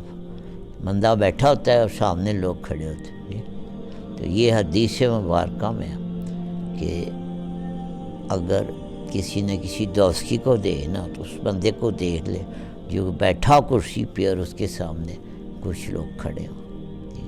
اس حد تک جو ہے یہ اس بات سے منع کیا ہے کہ آپ نے انسان کو نہیں ذلیل کرنا اپنے سے. اپنی عزت کروانے کا مطلب یہی ہے نا کہ آپ اسے اپنے سے کم سمجھتے، ٹھیک ہے نا. وہ کیوں عزت کرے آپ، ٹھیک ہے، کیوں نہ آپ اس کی عزت کریں، ٹھیک ہے. تو یہ خواہش جو ہے نا اپنے آپ کی عزت کروانے کی خواہش، یہ ہے لوگوں کو مروب کرنے کی خواہش. اور یہ جس نے بھی کی ہے وہ بری طرح ناکام ہوا ہے. تو لوگ ایسے لوگوں سے دل میں نفرت کرتے ہیں، ٹھیک ہے نا، اور اوپر سے جو ہے نا وہ عزت کر رہے ہوتے ہیں اور انہیں پتہ ہوتا ہے کہ ہم جھوٹی عزت کر رہے ہیں. ٹھیک ہے، یہ بڑی. اور اسی طرح سے اس سے ملتی جلتی ایک اور حدیث مبارکہ کیا، جس نے کسی دوستی کو دیکھنا ہو تو ایسے شخص کو دیکھ لے جو آگے چل رہا ہو اور اس کے پیچھے کچھ لوگ چل رہے. اس کا کیا مطلب شاہ صاحب؟ ایک بندہ آگے چل رہا ہو، اگر کسی نے دوستی کو دیکھنا ہو تو ایسے بندے کو دیکھ لے جو آگے چل رہا ہو اور اس کے پیچھے چند لوگ چل رہے. اس کا کیا مطلب ہے؟ اس کا مطلب ہے کہ جس کے پیچھے کوئی پروٹوکول چل رہا ہو، جی یہ ایسا باقی لوگ رکے ہوں اور اس کے پیچھے جو ہے نا ان گنت قسم کا لوگ جا رہے ہوں. یہ ہے جھوٹی عزت ہے. یہ ہے لوگوں کو مروب کرنے سے یہ مراد ہے کہ جن کو پتہ ہوتا ہے کہ دلوں میں ہماری عزت نہیں ہے، وہ اس طرح کی ترکیبیں ایجاد کرتے ہیں کہ جی ہمارے پیچھے اتنے لوگ چلیں، ضروری ہے کہ ٹھیک ہے. تو جی اور اس سے کیسے بچا جائے؟ جی اس سے بچنے کی ترکیب یہ ہے کہ آپ جو ہے وہ جو آپ کے قریب کوئی جن ملے آپ کو ایسے لوگ جو آپ کے خیال میں آپ سے کم دنیا کی نعمتیں جن کے پاس ہیں، کچھ دیر آپ وقت نکال کے کچھ وقت ان کے ساتھ بیٹھیں. مسکینوں میں غریبوں میں کبھی جا کے چلو ان کو کوئی یہ نہیں کہا جا رہا کہ ان کو کوئی دیں، کم از کم غریبوں اور مسکینوں کے درمیان جا کے بیٹھیں ضرور. ٹھیک ہے، تو پھر آپ کو مروب کرنے کی خواہش ہے نا وہ خود ہی ختم ہو جائے گی. جی وہ کیا حدیث شریف ہے مولانا کہ سرکار نے فرمایا کہ میں چاہتا ہوں مسکینوں میں رہوں، اور حدیث شریف سنیں جی مسکینوں کے مطلب جی وہ حدیث پاک میں سرکار کی دعا مبارک ہے جی سر صلی اللہ علیہ وسلم، ہمارے آقا و مولا یہ دعا مانگا کرتے تھے، اللہ کریم کے حضور فرماتے تھے اللہم امتنی مسکینا واحیینی مسکینا واحشرنی فی زمرۃ المساکین۔ جی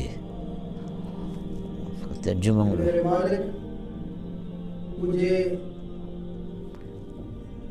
حیاتی میں بھی زندگی میں بھی مسکینوں کے ساتھ رکھ، اور میرا انجام بھی مسکینوں کے ساتھ فرما، اور کل بروز حشر مجھے مسکینوں میں سے اٹھا۔ تو یہ ہے ہر قائد عالم کی یہ تمنا ہے، تو ذرا اس پہ کبھی کبھی عمل کر لینا چاہیے۔ جی جی ابھی جب میں حاضر ہوا تو آپ کے جو آخری جملے سنوایا اس پر وہ کسی مضمون سے ریلیٹڈ جی مسلم شریف مولا روم جی بات ایک ذہن میں آ رہی ہے۔ جی جی ابھی یہ 2-3 دن پہلے آپ کا یوم وصال بھی گزرا ہے، صحیح۔ 5 جمادی الثانی۔ مولا روم رحمۃ اللہ علیہ ایک مقام پر مسلم شریف میں فرماتے ہیں کہ تا توانی بندہ شو سلطان مباش، واہ، تا توانی بندہ شو سلطان مباش، زخم کش چون گوئے شو چوگاں مباش۔ واہ، جتنا تجھ سے ہو سکے تو یہ کوشش کرنا کہ تو بندہ بن کے رہے، سلطان مباش، کبھی سلطان چودھری یا حاکم بننے کی خواہش مت کرنا، بڑا بننے کی خواہش، عاجزی بن کے رہنا۔ اور وہ کیسے آپ آگے فرماتے ہیں زخم کش چون گوئے شو، کوشش کرنا کہ تم گیند بنا رہے، گیند کی طرح رہے، بلہ کبھی مت بننا۔ واہ کیا بات، یعنی کہ اس کا مطلب ہے کہ مظلوم بن جانا ہے، اگر چوائس ہو تو مظلوم بن جانا ہے، ظالم نہیں بننا۔ اگر زندگی میں چوائس ملے تو مظلوم بن جانا، ظالم نہیں بننا۔ اور اگر زندگی میں چوائس ملے تو سادہ زندگی گزارنی، اگر چوائس ملے تو سادہ زندگی۔ یہ ہادی بھی زیادہ صاحب ہے۔ جی جی انسان اشرف المخلوقات کے مقام پہ کب جاتا ہے؟ وہ عمل کون سے ہیں جو انسان کو کرنے چاہیے؟ وضاحت فرما دیں۔ جی، اشرف المخلوق کے مقام پہ انسان ایک سیکنڈ میں پہنچ جاتا ہے، یا وہ پہچان لیتا ہے کہ جتنے لوگ ہیں اللہ نے پیدا کیے ہیں یہ سارے مجھ سے اشرف ہے، مجھ سے بہتر۔ جب انسان یہ پہچان لے کہ یہ جو جتنے لوگ اس سے نظر آئیں آس پاس یہ سارے مجھ سے بہتر ہیں، صرف میں ہی ہوں جو اس میں سب سے کم، جب انسان یہ پہچان لے تو وہ پھر اشرف المخلوقات شامل ہو جاتا ہے۔ ٹھیک ہے، اشرف مخلوقات میں شامل ہونے کی ضروری ہے کہ آپ آدمی کی، انسان کی پہچان آپ کو ہو جائے۔ تو جب انسان کی پہچان ہو جاتی ہے تو وہ پھر ہر انسان کو اپنے سے بہتر سمجھتا ہے، ہر انسان کی عزت کرتا ہے، ہر انسان کا احترام کرتا ہے۔ ٹھیک ہے، تو پہلی دفعہ یہ غلطی ابلیس سے ہوئی تھی، اس نے کہا تھا کہ میں اس سے بہتر ہوں۔ ٹھیک یہی ہے، ابلیس نے صرف ایک دفعہ کہا تھا کہ میں اس سے بہتر ہوں۔ تو کوئی انسان کسی ایک انسان سے بھی کہہ دے کہ میں اس سے بہتر ہوں، یا سمجھ لے کہ میں اس سے بہتر ہوں، تو وہ سمجھیں کہ وہ وہی والا جرم کر رہا ہے جو ابلیس نے کیا۔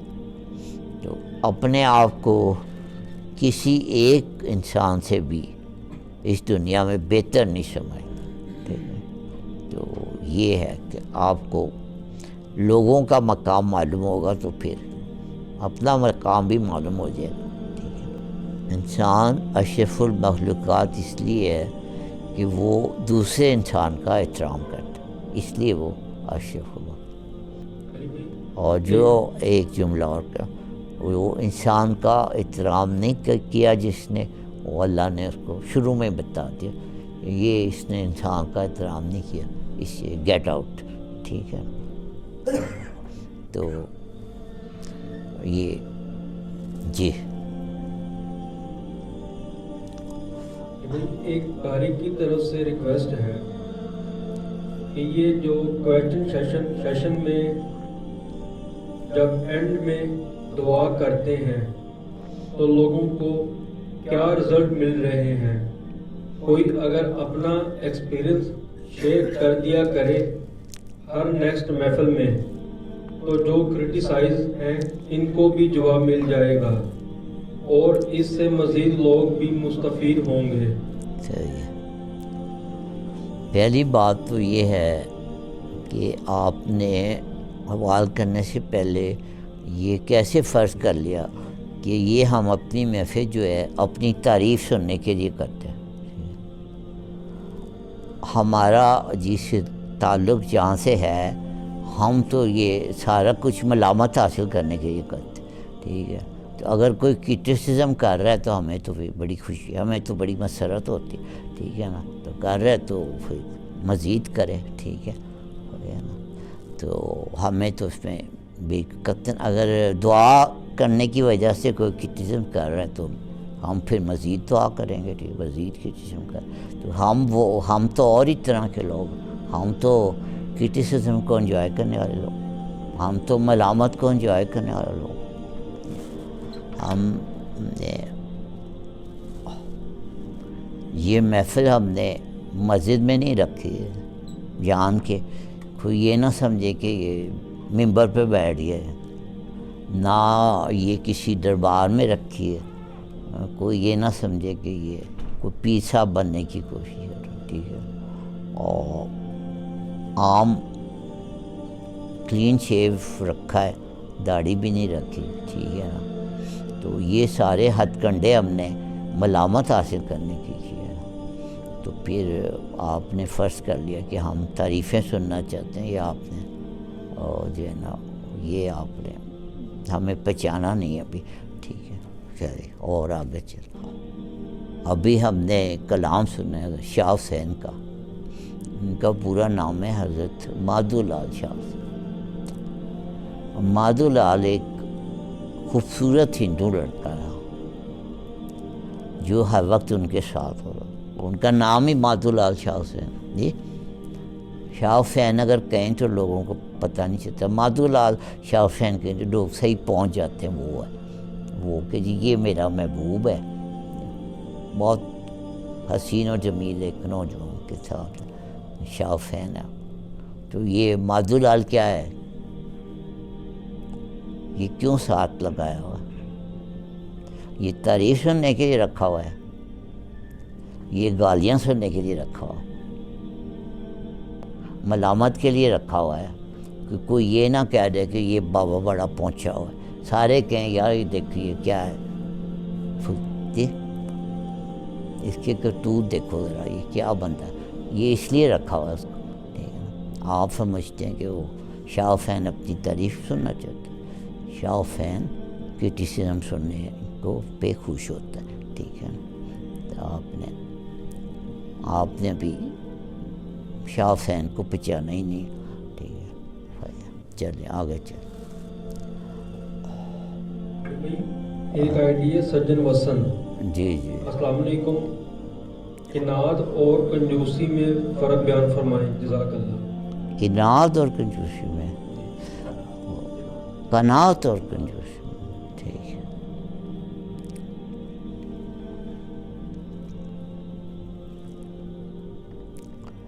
یہ تو بڑا آسان سا فرق ہے۔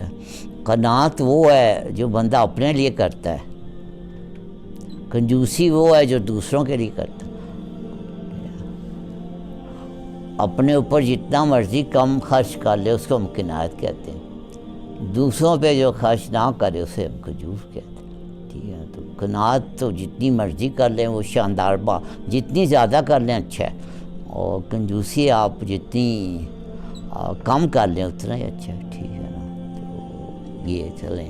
اور کوئی بائی دا وے شاہ حسین مہد اللہ شاہ حسین کی ڈیوٹی بھی جو تھی نا وہ اس بازار میں تھی.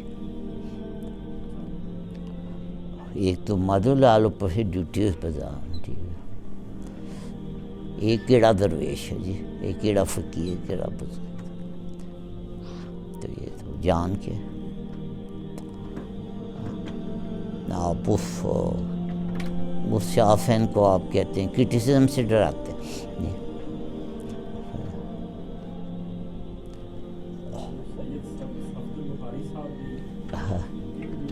ادھر ہی تھی، ہاں ان کی ڈیوٹی پہ. ایک اور بزرگ ہمارے قریب کے زمانے میں گزرے ہیں، صفدر شاہ بخاری صاحب. وہ آپ بخاری آج تشریف بھی لائے ہماری محفل میں. تو ان کی ڈیوٹی بھی اس بازار میں تھی. تو یہ جی جی آپ فرما رہے ہیں اس پر حضرت بلے شاہ بادشاہ رحمۃ اللہ علیہ کا نظر کروں آپ کے شعر دینا. جی میرے ذہن میں بھی کچھ آ رہے ہیں لیکن میں جان کے خاموش ہوں. بھی آپ بتائیں جی. بھلیا عاشق ہویوں رب دا، صحیح ہے. بھلیا عاشق ہویوں رب دا ہوئی ملامت لاکھ، تینو کافر کافر آکھن تو آہو آہو آکھ.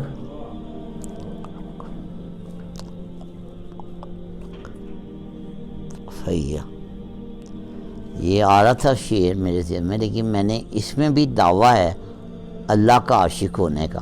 اس لیے پھر میں نے کہا یہ شعر پھر میں نے کہا یہ بھی ایک دعویٰ بن جاتے.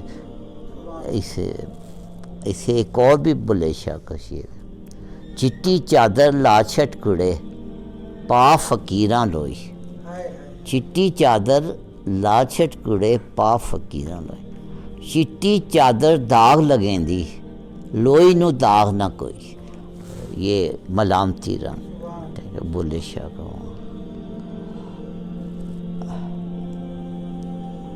باقی ابھی بات ہو رہی ہے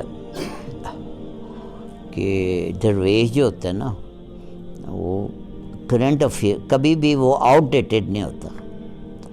درویش ہر وقت کرنٹ رہتا ہے. بلے کا ایک اور شعر ہے، جیڑا سانو سید آکھے دوزخ لین سزائیاں. ٹھیک ہے، یہ کرنٹ افیئرس پہ اس نے یہ شعر کا. ٹھیک ہے جی علی بھائی، یہ اہل ظاہر اور اہل باطن،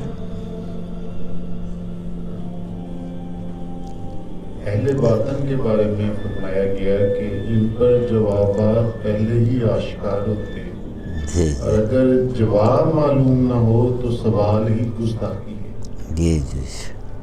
اور اہل ظاہر کے لیے کہ وہ اگر باقی میں سوال کر جائیں اس کی تو اجازت ہے. جی جی. تو اہل باطن کا سفر اہل ظاہر سے کیسے ہو؟ اور ایک جگہ فرمایا گیا کہ باطن آپ کی سنگت ہے. صحیح. تو میں کافی آپ نے کی اسٹیٹمنٹ یہ بن گئی ہیں 3-4. اس میں سے اسپیسیفک سوال یہ ہے. ہاں اگر جواب معلوم نہ ہو. ہاں صحیح. یہ مین چیز اس کو ایکسپلین کر دو.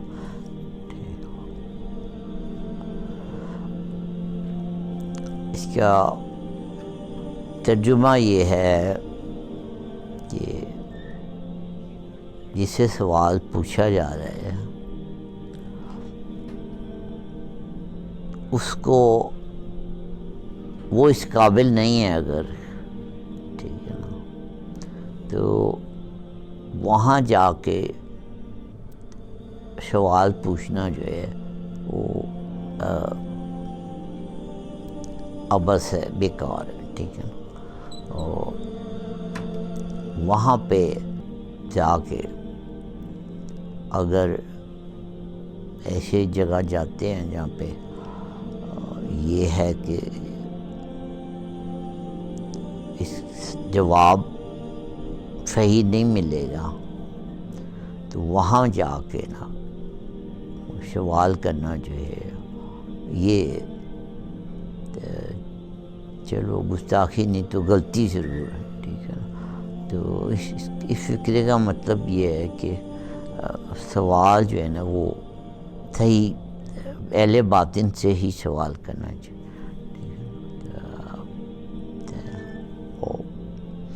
مزید آسان کر کے یہ ہے کہ سوال کرنا ہی ہے تو کسی سخی سے کرنا چاہیے. تو جو کنجوس ہے اس سے تو سوال کر کے شرمندہ ہی ہونا، تو سخی سے سوال کرنا چاہیے. اس کا مطلب جواب معلوم نہ ہو کا مطلب ہے کہ جو آپ کے سامنے اہل باطن جس کو ہم سمجھ جائیں اس کو اگر جواب معلوم نہیں، پھر وہاں پہ جا شور بچانے کا کوئی فائدہ ہی نہیں ہے. اب سب دنیا ان کو نا بابا کاکی تاڑ کے نام سے جانتے، اور وہ کتنا بڑا درویش تھا. یہ کم لوگ جی یہ مشکل ٹوٹی ہے نا، بڑی مشکل. وہ جو دعا میں ہم یہی سکھانے کی کوشش کر رہے ہیں نا کہ جس نے گالی دی اس کو دعا دینی. تو آپ ہمیں بتا رہے ہیں کہ جی جو تو آپ دعا دیں گے تو ہم آپ کو گالی دیں گے، ٹھیک ہے. ہم پھر کیا کریں، ہم مزید دعا دیں گے اور کیا، ٹھیک ہے ٹھیک ہے. بابا حضور نے ایک کہانی سنائی تھی ہمیں کہ ایک بزرگ تھے، ایک خاتون تھی جن کی شہرت جو تھی نا وہ اچھی نہیں تھی. ان کو پتہ چلا ایک درویش ہیں، تو وہ کچھ نیاز وغیرہ پکائی ان کے پاس لے گئیں. تو انہوں نے دیکھا وہ غذا جو ہے کچھ پکیزہ نہیں ہے، تو انہوں نے کہا کہ نہیں جی، میں معذرت کر لی کہ میں یہ قبول نہیں کرتا. وہ نیاز لے کے نا پھر وہ ادھر ہی پہاڑی سلسلہ تھا کافی دور، ایک اور بزرگ تھے، تو ان کے پاس حاضر ہوئی. کہا یہ نیاز ہے تو آپ قبول کر لیں. تو انہوں نے قبول کر لی. اب پھر ظاہر ہے وہ خواتین میں تو یہ انٹرلاب میں یہ کرنا ہوتا تھا. وہ واپس آئیں پہلے درویش کے پاس، ہاں بتایا بڑے فخر سے کہ وہ جو ہے نا انہوں نے تو قبول کر لیا. تو انہوں نے کہا کہ بات یہ ہے کہ ہم جو ہے نا چھوٹی سی ندی ہیں، ہمارے اندر کچھ گر جائے تو وہ پانی جو ہے خراب ہو جاتا ہے. وہ درویش ہے، وہ ایک سمندر ہے، میں آپ جو مرضی ڈال دوں. اب ظاہر ہے وہ خاتون اپنی پھر عادت سے موجود جا کے انہوں نے دوسرے درویش کو نا یہ بتا دی بات کہ انہوں نے یہ کہا. انہوں نے کہا یہ بات نہیں ہے، بات یہ ہے کہ وہ چٹی چادر ہے، ہم کالی چادر. اس کو ذرا سا دعویٰ بھی برا لگتا ہے، ہم کالی چادر، ہمیں جو مرضی کوئی گاند پھینک، ہمیں فرق نہیں پڑتا. تو یہ ہوتے ہیں درویشوں کی یہ سائیکی ہوتی ہے. درویش کا دوسرے درویش سے کبھی جھگڑا نہیں ہوتا. اگر دو بندے لڑ رہے ہوں تو سمجھ جائیں کہ دونوں ہی جھوٹے درویش، کیونکہ سچا درویش ہے نا وہ کبھی کسی سے جھگڑا نہیں کرتا. جی جی اور قناعت اور کنجوسی کی جی جی کرنا چاہیے، چاہے والدین کی یا کوئی بات چاہے غلط بھی ہو، جی جی جی آپ کو ادب کا دامن نہیں چھوڑنا. جی. وہ میرے ذہن میں وہ جو ایک نصرت فتح علی خان نے گایا، اس کو ایک شاعر نے لکھا، تم ایک गोरख धंधा हो। हाँ हाँ हाँ हाँ तो उन्होंने बड़ा डायरेक्ट और खुली बातें अल्लाह के खैर की और लोग बड़े उसको शौक से सुनते भी हैं, हम भी सुनते हैं। ठीक है। तो ये क्या ये बेअदबी तो नहीं उन्होंने की? देखें, ये तो आपके सवाल से पहले ही जवाब आ गया। ये भी कोई मुझे पक्का मलामती लगता है जिसने ये कलाम लिखा। लोग सुन के कहते हैं यार ये क्या बदतमीज़ आदमी, अल्लाह के साथ बात करने की तमीज़ नहीं है, ठीक है ना। तो फिर वो मलामती बंदे ने लिखी है, तो हाँ वो लिख सकता है, ठीक है। मलामती जो उस मकाम पे हो वो लिख सकता है। आम बंदा अगर ये करे तो उसको फिर उस पर पकड़ हो सकती है। मलामती जो होता है वो अल्लाह का करीब तरीन बंदा होता है। बाबा हुज़ूर का आपको आज मैं एक बड़ा अजीब व गरीब फ़िक्र सुनाता हूँ, आप शायद आप लोग पहली दफ़ा सुन रहे हैं। आपने फरमाया मलामत, आपका जो पहला सवाल था उसका, मलामत वहाँ पहुँचाती है जहाँ ज़िक्र नहीं पहुँचाता।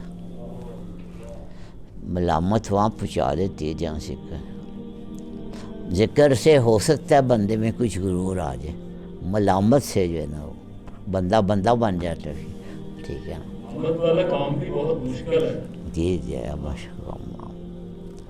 दाता हुज़ूर ने कश्फुल मजूब में लिखा है कि मलामत हासिल करने के लिए अगर मुझे कोई सुन्नत तर्क करनी पड़े तो मैं वो सुन्नत तर्क कर सकता हूँ। मलामत हासिल, ये दाता साहब कश्फुल मजूब।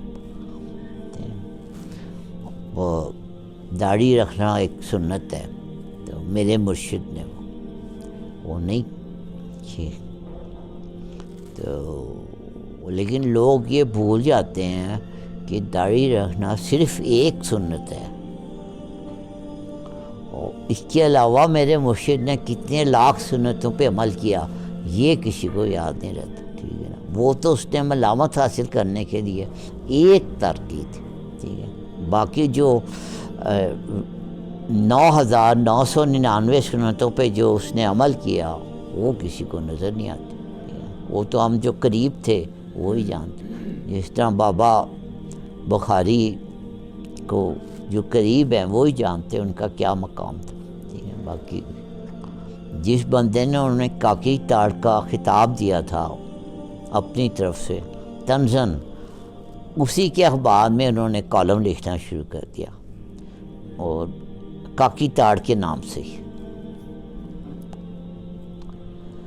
और बड़ा दिलचस्प वाक़या है, जब वो उसकी फ़िल्म वगैरह उसने जाके कैमरे से उनकी फ़िल्म वगैरह बनाई और बताया कि जी कल अखबार में आपकी ख़बर छाप दूंगा मैं, ये आपकी ना सारी, और ये आपका टाइटल होगा। तो मुझे कितने रुपए डिमांड किए थे उसने उस वक्त? 5 लाख जी, 5 लाख। देखा 5 लाख का आप इधर रख दें, नहीं तो कल अखबार में देख लेना आपका क्या शुरू है जी। उन्होंने कहा ठीक है जाओ जो मर्जी। उसने छाप दी और वो मशहूर हो गई। तो उसके बाद उन्होंने एक कॉलम लिखा और वो उस अखबार में कहा कि तुम छाप दो, तो वो छप गया। तो फिर उन्होंने उसे फ़ोन करके पूछा कि अगर तुम्हारे अखबार में कोई कॉलम लिखे ऐसे ही अच्छा था तो उस पर कितनी तुम पेमेंट देते उसको? उन्होंने कहा जी हम 5 लाख रुपए दे देते हैं। उन्होंने कहा ठीक है वो दे जाओ मुझे, फिर मैं तेरे अखबार में कॉलम लिखी थी उसी के अखबार में काकी ताड़ के नाम, ऐसे ही अच्छा था, इसी किस्म का वाक़। फिर वो लिखते रहे मुस्तकिल उसी अखबार में, जिससे उन्होंने ये टाइटल दिया था उसी अखबार में मुस्तकिल वो कॉलम लिखते रहे। और जिस दिन उनका कॉलम छपता था उस दिन अखबार की सेल में 10,000 कॉपीज़ का इजाफ़ा हो जाता। ٹھیک ہے. تو میں کہا چل یار تو نے ہمیں گالی دی تھی, تو یہ پھر ہم تجھے یہ پروفٹ دے دیتے. تو یہ تمام لوگ اپنی آنکھیں بند کر لیں, سب کو معاف کر کے, دل کو صاف کر کے, اپنے آپ کو نبی کریم صلی اللہ علیہ وآلہ وسلم کے سایہ رحمت میں پاتے ہوئے اللہ تعالیٰ کی بارگاہ میں پیش کر دیں. اللہ تعالیٰ دل کی آنکھ سے نظر آتے ہیں. اللہ تعالیٰ شدید پیار, شدید درد, شدید احساس کا نام ہے. آپ کے دل میں کوئی بھی بت پڑا ہو تو اللہ تعالیٰ دکھائی نہیں دیتے. آج اللہ تعالیٰ کو آپ نے دیکھنا ہے تو منہ دکھائی میں آپ نبی کریم صلی اللہ علیہ وسلم کی نادان مخلوق کو سب کو معاف کر دیں. خاص طور پہ آپ کے قریبی جتنے عزیز رشتہ دار ہیں, ننھیال, ددیال, ماموں, چاچا, خالہ, پھپھو, جن سے بھی آپ کی رنجش ہے, جن سے آپ کو دکھ پہنچا ہوا ہے, خصوصی طور پہ اگر کسی کے بارے میں آپ نے سوچ رکھا ہے کہ اس نے مجھے اتنی تکلیف دی ہے, اسے تو میں نے معاف نہیں کرنا, سرکار دو عالم رحمت للعالمین کے صدقے میں اسے معاف کر دیں.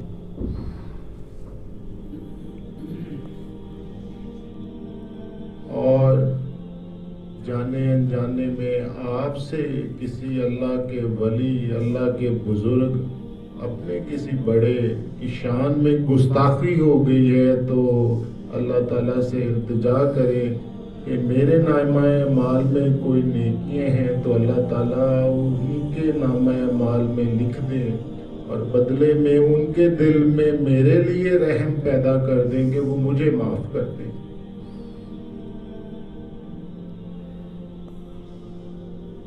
اب آپ کے پاس اگر کوئی نیکیاں بچ گئی ہیں تو نبی کریم صلی اللہ علیہ وسلم کی گناہگار مخلوق میں اسے بانٹ دیں. نبی کریم صلی اللہ علیہ وسلم کی خدمت میں التجا کریں کہ آقا یہ نیکیاں انہیں دے دیں. اب آپ کے پاس بچے ہی گناہ ہیں. بڑے سے بڑا گناہ جس کے بارے میں آپ نے سوچا ہوا ہے کہ یہ شاید معاف نہ ہو, تو اللہ تعالیٰ کے سامنے گناہ کی کیا حیثیت ہے. آج اپنی لا کرتے, ہر قسم کا جو بھی بت آپ نے بنا رکھنا ہے, اپنے علم کا, اپنے جاننے کا, اپنی مظلومیت کا, اپنی پارسائی کا, نیکی کا, نفرت, کدورت, کینہ, ہر قسم کا بت گرا دے. اپنے دل میں جھانکیں, وہاں نور ہی نور کی بارش ہو رہی ہو. تصور میں اپنے آپ کو اللہ کی بارگاہ میں رکھتے ہوئے سرکار دو عالم کے پاؤں کی طرف اپنی نظر رکھیں. شدید پیار سے 3 دفعہ ہونٹ ہلائے بغیر آپ نے اللہ کو پکارنا ہے, 3 دفعہ اللہ کرنا ہے. جتنے پیار سے اپنی آپ ماں کو, اپنے بچے کو, کسی بھی شخصیت کو, انسان کو دنیا میں آپ جسے سب سے زیادہ پیار کرتے ہیں اس سے زیادہ پیار سے اللہ کریم کو آپ نے پکارنا. اللہ اللہ اللہ. اپنے ملک کی خیر مانگتے ہوئے, اپنے ملک کے اداروں کی خیر مانگتے ہوئے, عالم اسلام کی خیر مانگتے ہوئے, سب کی خیر مانگتے ہوئے, مظلوموں کی خیر مانگتے ہوئے, آپ کی جو حاجات ہیں ان کو مانگتے ہوئے اپنی اپنی آنکھیں کھول دیں.